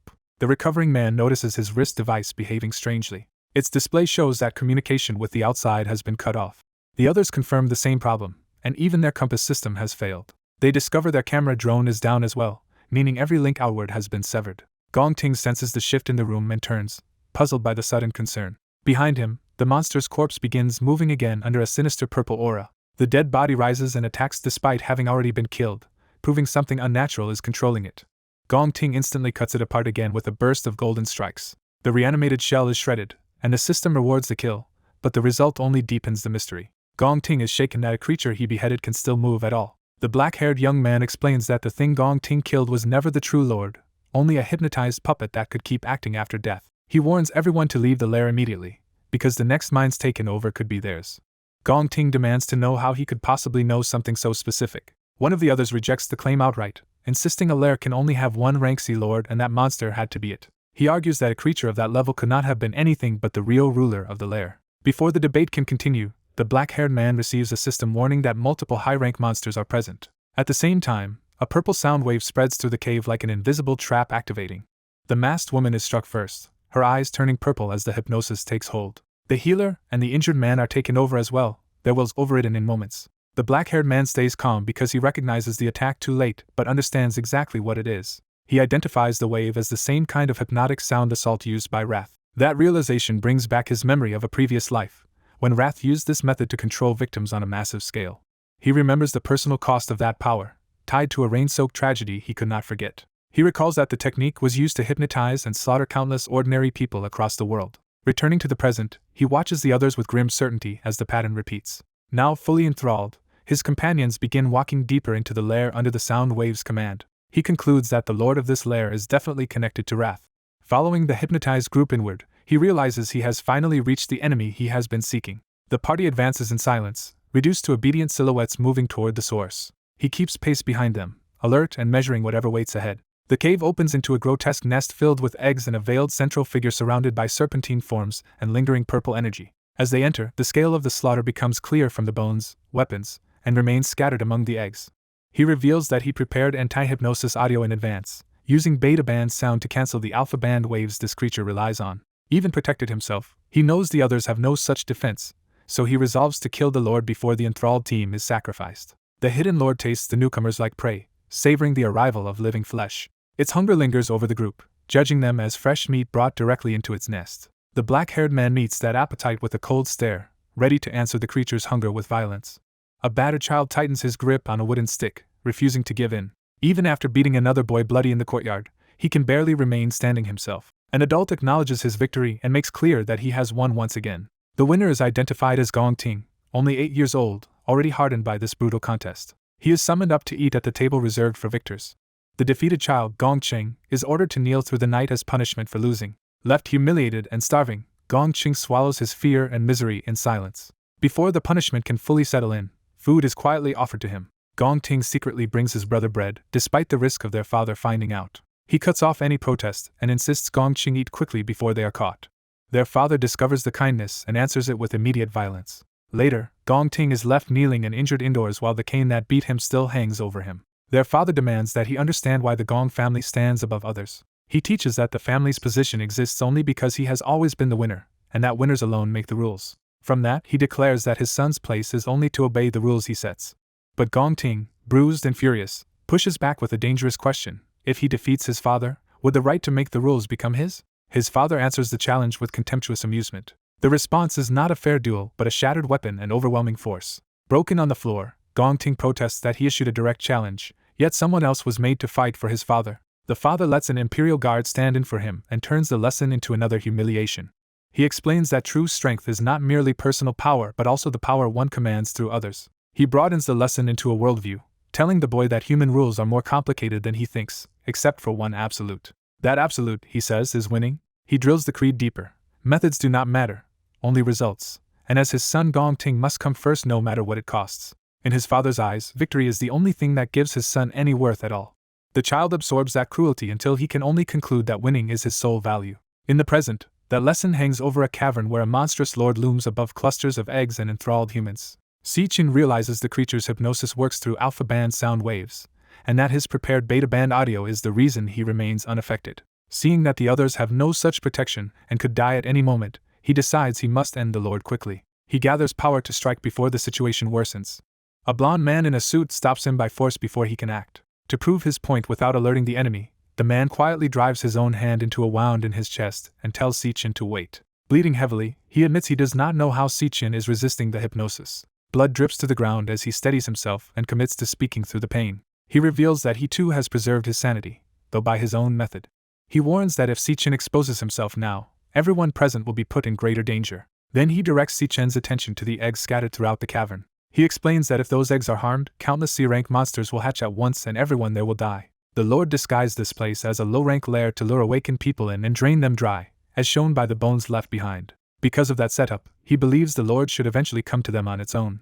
His proposal is to stay hidden and strike together only when the Lord approaches closely enough. Si-Chin acknowledges the thought behind the plan, but he immediately points out its fatal flaw. The Lord does not need to attack personally. With a mere thought, the creature can command all of its hypnotized victims to kill themselves. One enthralled man begins the order with a blissful, vacant smile. Another raises a gun to his own head as the command takes hold. A different victim starts strangling himself, showing the mass suicide has already begun. Before the deaths can spread, a lightning-wreathed fighter bursts in and knocks multiple victims unconscious. The Lord reacts in sudden alarm at this unexpected interruption. As the controlled people collapse instead of dying, the Lord realizes something in the food has interfered with its control and traces that sabotage back to them. A desperate command drives the insect monsters to kill for their master. One of the creatures surges forward, answering that order with immediate violence. A whole swarm gathers behind it, revealing that the group is being surrounded by blade-winged mantis-like enemies. From the monster's vantage point, the trapped hunters below are exposed and badly outnumbered. Seeing no clean way out, the blonde swordsman decides they have to abandon their original approach and use an emergency plan. He turns to Si-Chin and urgently asks him to do him one crucial favor. His plan is simple: Sichin must get the 3 incapacitated people out while he stays behind to hold the monsters back. Sichin pauses, taking in the weight of that request. The blonde man admits he probably cannot win, but he believes he can still buy enough time for the others to escape. Before the plan can unfold, another mantis dives in with a shriek. The blonde swordsman intercepts it in a burst of slashes, blaming himself for bringing everyone into this disaster. He throws himself fully into the clash, forcing the creature back even as the impact sends him skidding. His blade carves across the ground as he struggles to keep control of the exchange. He hardens his resolve, deciding that since this crisis began with him, he will be the one to end it. He drops into a braced stance, preparing to make his stand alone. Sichin interrupts that sacrifice, revealing he had been underestimated and that he had accepted this challenge for his own reasons too. Lightning erupts around him as he switches classes and becomes Volt Assassin, stepping forward beside the wounded swordsman. Crackling with power, Sichin faces the swarm and takes control of the battlefield. His attention shifts to the hidden overlord directing the monsters from above. He calmly claims that threat for himself. The blonde swordsman immediately objects, insisting this enemy is far beyond either of them. He explains that the overlord is at least B rank and likely already A rank, making it a completely different class of danger. From his perspective, the only rational move is to grab the others and run. Sichin agrees the situation is a nightmare, but reveals escape is impossible because the dungeon gates have already sealed shut. That revelation shocks the blonde man, who realizes they are trapped inside with the monsters. Sichin's focus sharpens as he reassesses the fight under those new conditions. He begins comparing the overlord's rank to a known benchmark, trying to measure exactly what they are facing. By that scale, the creature's combat power should rival the phantom main Lion King from the deepest floor of Dreadspire. Even as that realization lands, another mantis lunges into attack. Sichin meets it head-on with electrified force, stopping its charge in a single explosive clash. The creature tries to recover and strike again from above. The blonde swordsman warns him as the danger closes in. Sichin protects both of them at once, smashing one attacker back while the blonde man cuts down another. But the swarm keeps pressing, with more mantises flooding in from every side. The blonde swordsman realizes they are about to be overwhelmed simply by numbers. Sichin answers by gathering a concentrated mass of lightning into his hand. He unleashes Electric Blade, shaping that power into a lethal assassination technique. Both spear outward across the ground from his position, turning the battlefield into a kill zone. The lightning strikes the incoming mantises precisely through their weak points, dropping them instantly. Sichin follows with Flash God, accelerating into a blinding, lightning-wreathed rush.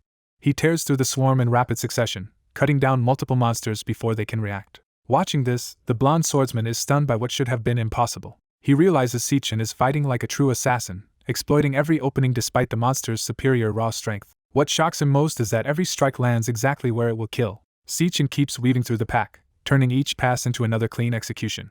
The blonde swordsman understands that Sichin is bridging the power gap through overwhelming speed and flawless technique. He can barely process how fast Sichin is moving now. At that pace, Sichin cuts through the swarm so efficiently that the blonde man starts to believe even an A-rank threat might be manageable. That possibility makes the blonde swordsman reconsider, and he snaps his sword back into readiness. With his blade humming to life, he decides they may actually be able to pull this off together. A dark force cuts off the chatter and begins an ultimate enhancement, flooding the battlefield with violent purple energy. The power-up intensifies as the source commits fully to the enhancement. The monster's physical abilities surge at once, with strength and stamina rapidly climbing under the boost. In response, multiple winged, stone-armored monsters materialize overhead and close in on their target. The empowered force gives a direct order to tear the intruder apart immediately. The young fighter answers by igniting himself with yellow lightning and bracing to meet the attack head-on. He launches upward in a burst of speed before the monsters can overwhelm him. His first strike crashes into one of the creatures, breaking the opening rush. While fighting, he urges Ash to hold on, making clear he is buying time for someone else. He stays focused despite the pressure, preparing to keep the swarm off him.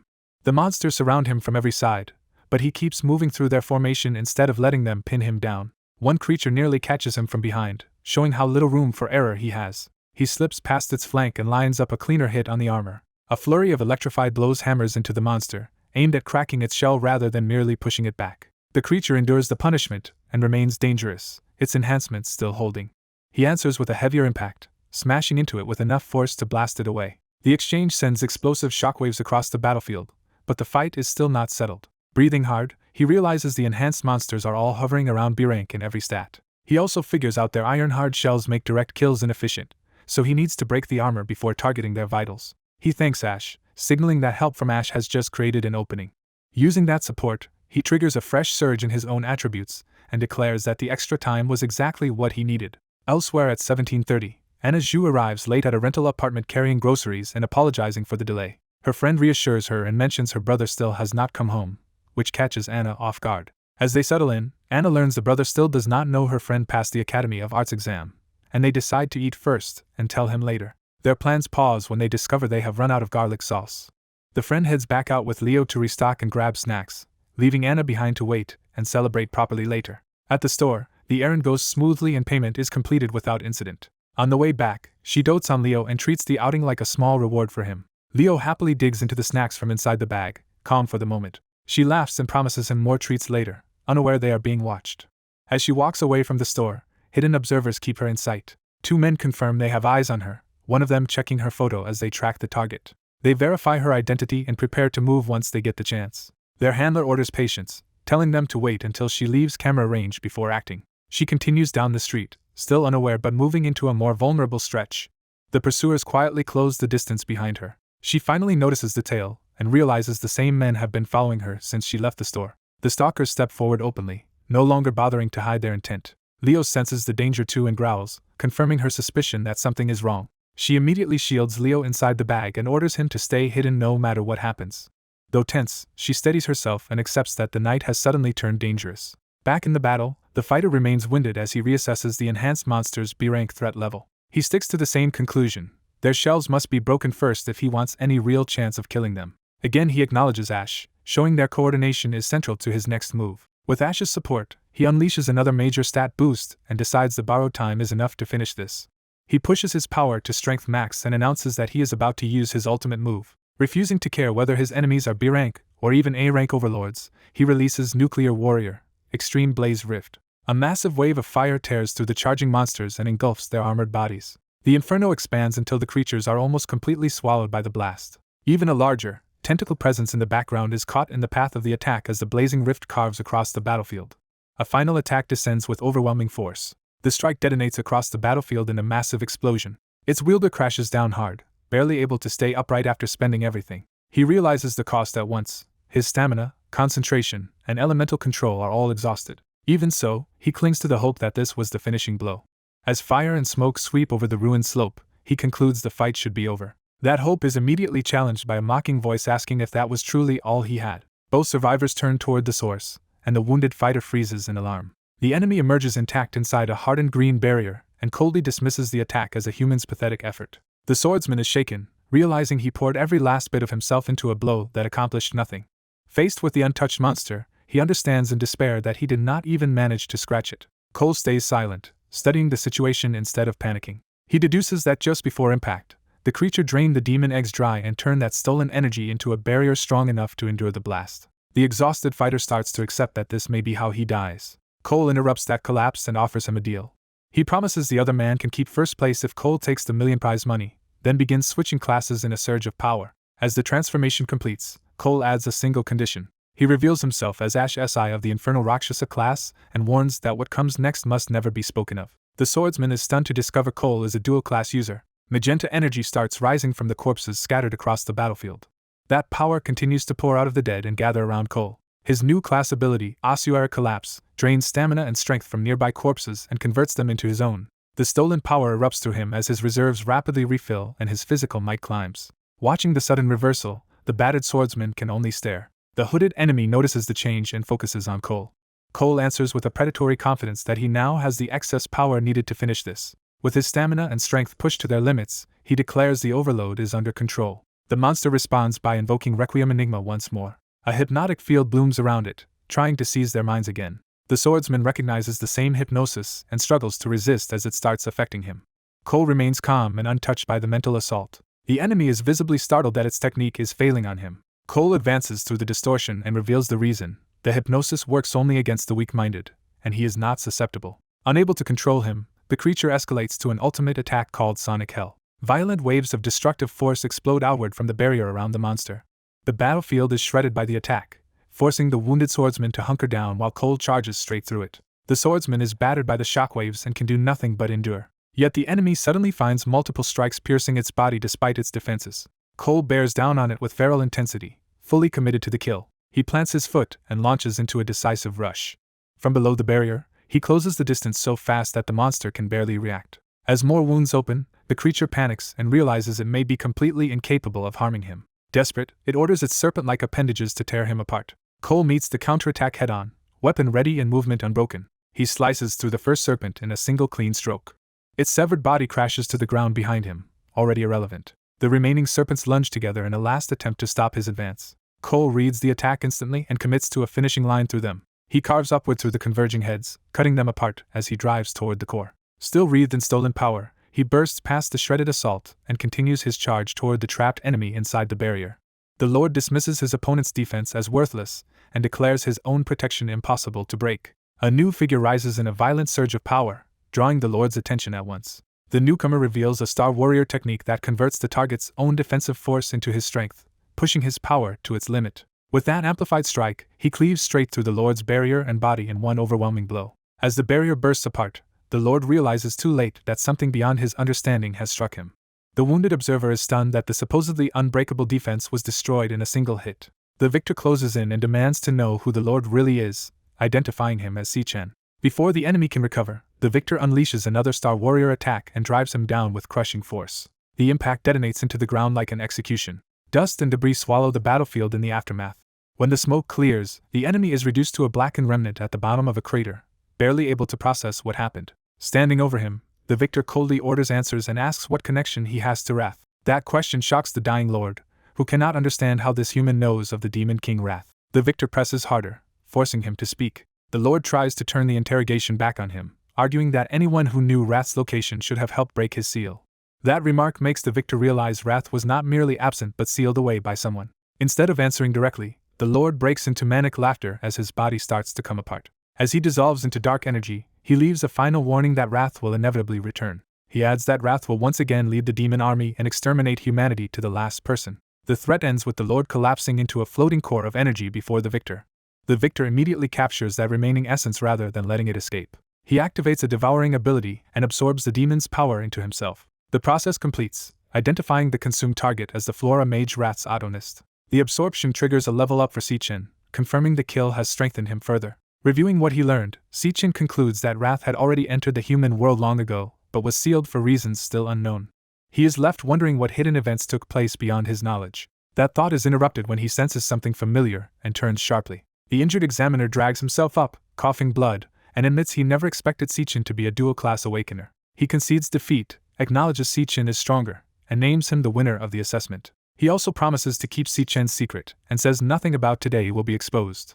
But before the matter can settle, the examiner suddenly convulses and spits blood. He collapses against the crater wall, barely able to breathe. Even while failing, he explains that with the Lord dead, the exit to the demon lair should reopen soon, and the guild raid team will arrive shortly. Si-Chen's eyes flare as a new presence intrudes on his awareness. His vision locks onto a supernatural signal, as if something is forcing a memory or connection open. He sees an older man standing within a sinister aura, clearly someone tied to the threat he has been tracing. Recognizing him, Si-Chen identifies the figure as Si-Yun. The vision sharpens into a monstrous image of the man, marked by inhuman eyes and corruption.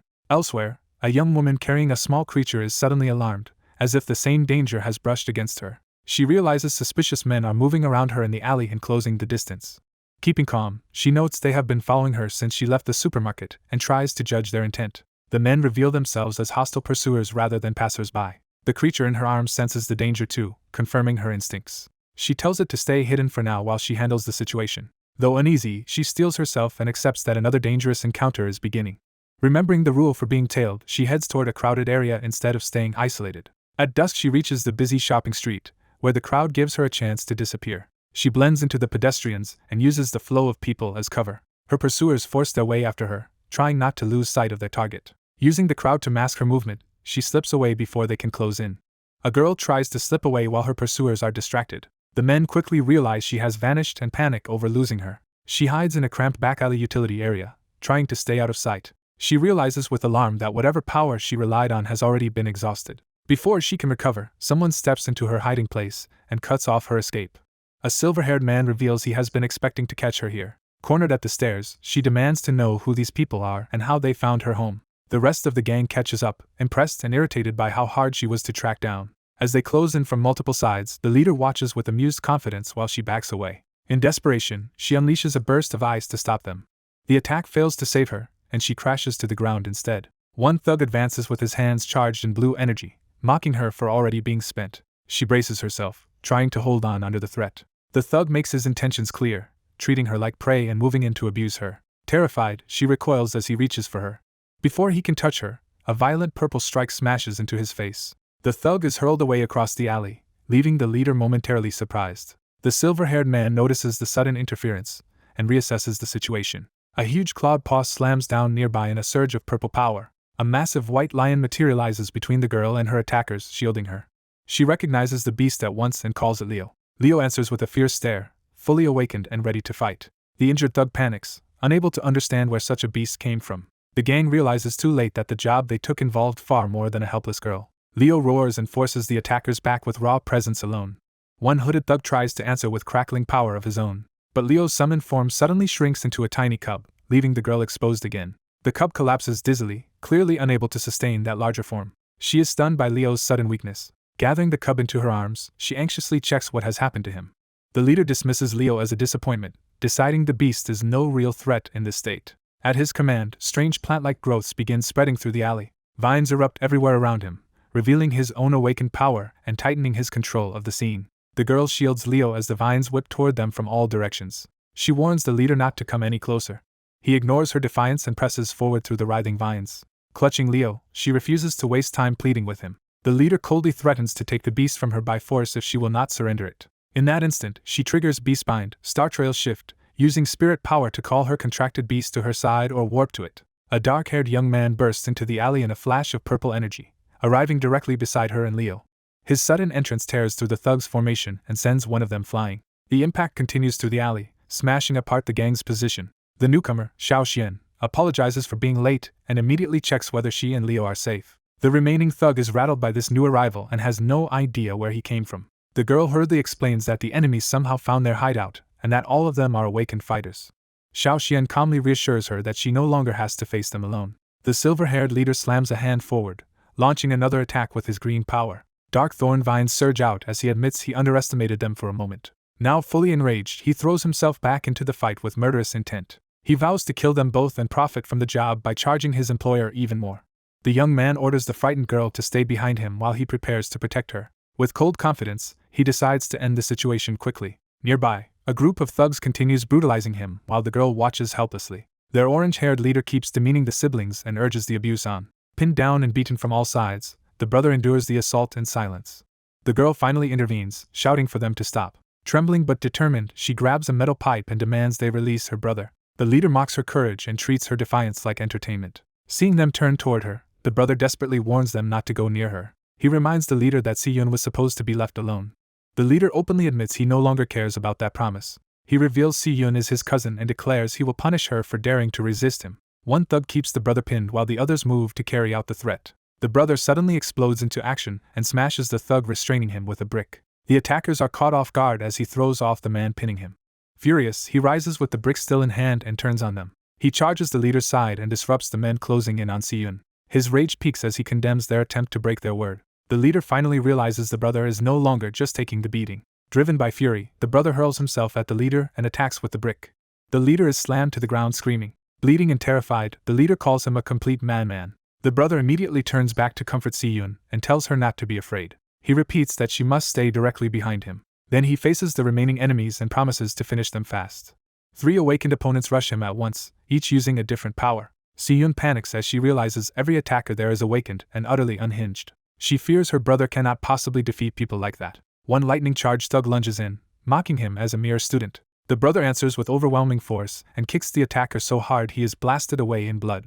Si-yun is stunned by the sudden reversal. Another enemy closes the distance instead of retreating. A second thug leaps down with an electrified blade, trying to finish him from above. The brother catches the weapon arm barehanded and stops the strike cold. He counters instantly with a savage kick to the attacker's face. That thug is hurled across the area and crashes into the far side in a spray of blood. The last awakened enemy unleashes thorn-black vines infused with green energy. The brother reads the attack calmly as the vines whip toward him. The vines tear through the surroundings as they try to skewer him. Their white-haired controller sneers that a schoolboy should not be able to stand against him. He escalates by sending a storm of stabbing vines meant to pierce the boy full of holes. The brother's eyes sharpen as he prepares a different response. He moves through the encircling vines with unnatural speed and precision. His body slips between the attacks as if the trap cannot catch him. In a blink, he closes the gap and appears right in front of the vine user. The man is horrified, unable to understand that movement. Watching from behind, Si-yun suddenly remembers who her brother really is. She recalls that he once took first place. He was the champion of the Awakened University exam. In other words, he is an absurdly powerful awakened fighter. He drives the Vine user into the ground with crushing force. The man lands mangled and broken while the brother stands over him. One of the defeated attackers lies motionless, his face ruined. Another thug is left slumped and barely alive. Once the immediate danger is over, the brother tells Si-yun to take Leo home first. He says he will hand these men over to security and then return. Still shaken, Si-yun agrees and clutches the pet tighter. Later, under the night sky, the scene shifts to the aftermath. The white-haired Vine user lies unconscious and bloodied. He slowly stirs back to awareness. When he opens his eyes, he finds himself tied to a pillar with his surviving men beside him and the brother standing before them. The captives panic and demand to know where they are and why they were brought there. The brother, nursing a splitting headache, identifies them as Black Mountain Society mercenaries and notes they only act for money. He demands to know who paid them to target Si-yun. The thug refuses to betray his employer, claiming he cannot ruin Blackie's reputation on the street. As a system message announces a job class change, the brother coldly notes that they still refuse to speak. The transformation completes and grants him the class re-evolutionist with an ultimate evolution path. Its result manifests as the Nether Spirit Illusionist, a class built around domination, illusion, and spirit control. The captive's eye flares with unnatural pink light as the new power takes hold. Bound and helpless, he begins convulsing as the brother's spirit influence invades him. Dark thorned growths erupt from the ground under the force of the new ability. The other captives watch in terror as their boss starts changing into something monstrous. The brother begins the interrogation by taking the man's legs first. A black thorn lashes out and mutilates the captive's lower body. Without emotion, the brother moves on to the man's arms. Another strike tears through the captive's bound hands as he screams. The brother states that this suffering is the exact price for threatening Si-yun. Even hearing Si-yun's name in that context leaves the girl horrified by how far he is willing to go for her. One surviving thug breaks down and demands to know what was done to their boss. The brother turns to him and announces that it is now his turn. The next captive panics as the same dark power reaches for him. He immediately begs for mercy and promises to reveal everything. He names the mastermind as the son of the first hospital's director, Jean Dwishing. The story cuts to Jean Dwishing himself, lounging at a rooftop pool party in luxury while the time and place are established. His friends needle him about being rejected twice by the same girl. They laugh that the school idol could not even win over a younger student. Humiliated, Jean vows that Si-yun will pay for making him lose face twice. He storms off under the excuse of going to the bathroom and tells the others to leave him alone. Inside the restroom, he tries to cool off by himself. A flickering light adds to his irritation. He senses something is wrong and looks up. Already on edge, he curses even the light for seeming to mock him. Then the brother appears behind him without warning. The brother confirms the name and asks if he is Jean Dwishing. Elsewhere, security staff discuss how the rich students have booked out the entire rooftop again. They note the cameras are all shut off and bitterly remark that the wealthy know how to hide their filth. One guard checks that no one is listening before speaking more openly. He leans in and reveals a rumor that many of the girls up there were tricked and effectively kidnapped. The other guard is shocked that it could be that serious. The first guard says a female student once killed herself there after they ruined her, and the families buried the case. He insists those rich boys have committed countless disgusting crimes behind their polished image. Back in the restroom, Jean is rattled by the stranger's presence and demands to know who he is. He tries to hide behind rules and threats, insisting the rooftop is private and saying he will call the police. The brother silently takes Jin's phone before he can use it. Jean freezes when he realizes the phone is no longer in his hand. The screen reveals an incoming call from Black Hide of the Black Mountain Gang. Holding that phone up, the brother makes it clear he knows Jean hired the thugs to target Si-yun. Jean panics and demands to know why Black Hide's phone is with him. The brother presses him for Black Hide's whereabouts and what exactly happened to him. Jean recoils in terror and asks what kind of monster is standing before him. The brother answers by smashing Jean through the glass and sending him out toward the pool area. Jean crashes hard amid shards and blood. He lands broken on the rooftop floor, screaming for help. Bleeding and sobbing, he begs anyone nearby to save him. Then he notices no one is responding the way he expected.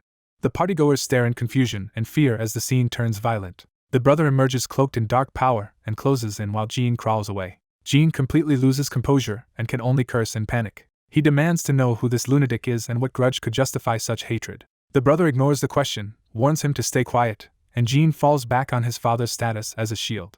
Jean screams that the director of the first hospital will kill anyone who touches him. The brother cuts through the threats with a command for him to shut up.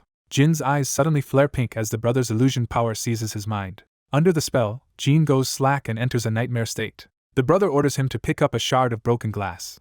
Compelled against his will, Jean reaches for the shard. As Jean obeys, the narration reflects that evil is not confined to demon realms. It thrives among humans too, especially those who use wealth to commit atrocities. Inside the illusion, Jean relives the aftermath of a girl's death while his men panic around him. The memory shows him drunk and frightened while others urge him not to panic. They calmly decide to fake the dead girl's fall and rely on his father to manipulate the autopsy. Another thug confirms Jean paid them heavily and ordered them to make Si-yoon remember this day forever. The brother resolves to eliminate every threat around Si-yoon, no matter how dark he must become. Under the illusion's pressure, Jean raises the shard over himself as if preparing his own execution. A ruthless inner voice urges the brother not to hesitate. The scene abruptly shifts back to the demon lair, where the brother waits with an injured ally and expects the exit and rescue team to arrive soon. The wounded Sichin says that once they escape, he will tell everyone the brother was the one who solved everything. That praise triggers a sudden reaction in the brother's altered senses. He perceives a new figure appearing nearby. Realizing something is wrong, he immediately understands the danger. He concludes that Si-yoon is in immediate peril and activates a beast-link teleportation skill to reach her. A burst of stellar light marks his instant departure. Sichin is left stunned, realizing the brother may possess multiple classes at once. As the brother's powers overlap, another aspect of his strength surfaces. He calls out to Sichin while his eyes shift again, suggesting yet another hidden layer. His focus narrows completely on the emergency. Sichin can only wonder how many secrets the brother is still hiding. At that moment, rescuers finally locate the trapped group in the demon lair. A doctor urges the medics to hurry and save them at once. The rescue team rushes down into the crater toward the survivors. Rescue workers stabilize the wounded in the demon lair while a senior official arrives to assess the aftermath. He checks on Gong Ting and is told it is remarkable the survivors endured at all against a Lord-class monster. The proctor is confirmed safe, another victim is pulled out of a nightmare-ridden coma, and the immediate crisis appears contained. Attention turns to the missing student Sichin, and the search continues when no other casualties are found. The official loudly blames the inspection agency for failing to properly evaluate the lair, and for nearly getting the students killed. But the injured silver-haired student sees the disaster not as a failure, but as an opportunity. A composed man with glasses steps in and declares that the incident has made events unfold perfectly. He frames the monster attack during the assessment as the ideal setup, since even the proctors were overwhelmed. In his eyes, the hopeless situation created the perfect stage for Gong Lin's son to emerge as the one who saved everyone. The wounded student tries to point out that Sichin was actually responsible. Before he can finish, the man seizes his injury and silences him through pain. With a cold threat, he orders the student to accept the official version. He was the one who resolved the crisis. Nearby, the official lowers his head, already yielding to the narrative being imposed. Another witness calmly reinforces that everyone present saw the event and can be made to support that account. The enforcer tightens his grip, making clear that resistance will only bring more suffering. Under pressure, the injured student is forced to hear the lie repeated as fact. The man finally releases him and says the real performance will come at tomorrow's graduation ceremony. That night, at a rented apartment, the mood shifts as bottles are raised in celebration. Si-yoon's family and friends gather around a meal to congratulate her for being accepted into the International Central Art Academy. She is praised as someone whose artistic dream is finally within reach. Sichin stays quiet, drinking as he watches the family enjoy the moment. His sister notices his odd lack of surprise and jokingly suspects he somehow already knew the result. He covers himself with a smile, claiming he is simply happy because this acceptance mirrors what he once knew would happen. Another family member envies Si-yoon's chance to study in the Xinghe Nation, calling it a rare life-changing opportunity. Si-yoon's excitement is tempered by worry over the distance and the heavy cost of living so far from home. Sichin immediately tells her not to worry about either problem. He reveals that after graduating, he will also be working in the Xinghe Nation. The announcement shocks the others, who realize he has secured a position with the top-tier guild raid team there. Si-yoon bursts with joy at the thought that they will be able to stay together abroad instead of being separated by their dreams. Seeing her happiness, Sichin quietly resolves to change her fate this time. He vows that she will not be forced to abandon her ambitions again. Later, under the shower, he lets the day's tension wash off. He confirms to himself that the threats around Si-yoon have been removed and that the graduation assessment is now completely over. With first place in the assessment and a 1 million yuan prize secured, he can finally repay Qing Ji's loan as promised. But even while resting, his thoughts return to Wrath, whose descent into the human realm should have been impossible this early. He realizes that if Wrath truly appeared years ahead of schedule, the future has become far more dangerous, and he needs to accelerate his plans to track him down. Before taking that step, however, he decides he still needs one trustworthy teammate. He concludes that tomorrow's graduation ceremony will give him the perfect chance to find one. Elsewhere, a blonde investigator reports to a pink-haired man that the serial killer known as the Devourer has resurfaced in Sengcheng County. Intrigued, he asks her to explain in detail. She says she rushed to the scene as soon as the intelligence reached her. Her evidence shows the security cameras were destroyed beforehand. Only traces of combat and blood remained, and the method matches the Devourer's prior killings exactly. She explains that the Devourer specifically hunts powerful awakeners, and that the status of his victims keeps rising. To her, that pattern proves he is growing stronger at an alarming pace. She warns that once he starts moving, he kills repeatedly, so another spree is likely imminent. Rather than alarm, the man responds with interest at the timing of the Devourer's return. The investigator then adds an even more significant discovery and places new materials before him. She identifies the Devourer's latest crime scene as an alley in the low-rent district. More importantly, that alley lies less than 100 meters from Si Chen's apartment. Hearing Si Chen's name tied to the case, the pink-haired man falls into a sharp, suspicious silence. With no direct proof about the Devourer, the discussion turns to the one solid clue they do have. Si Chen has recently shown a sharp rise in both intelligence and combat ability, and both of them have seen it firsthand. From that, one possibility is raised that the Devourer has already fixed on Si Chen as its next target. But the speaker pauses over a second theory, signaling that the situation may be far more dangerous than simple pursuit. He finally voices the darker conclusion: instead of hunting Si Chen, the Devourer may already be Si Chen himself.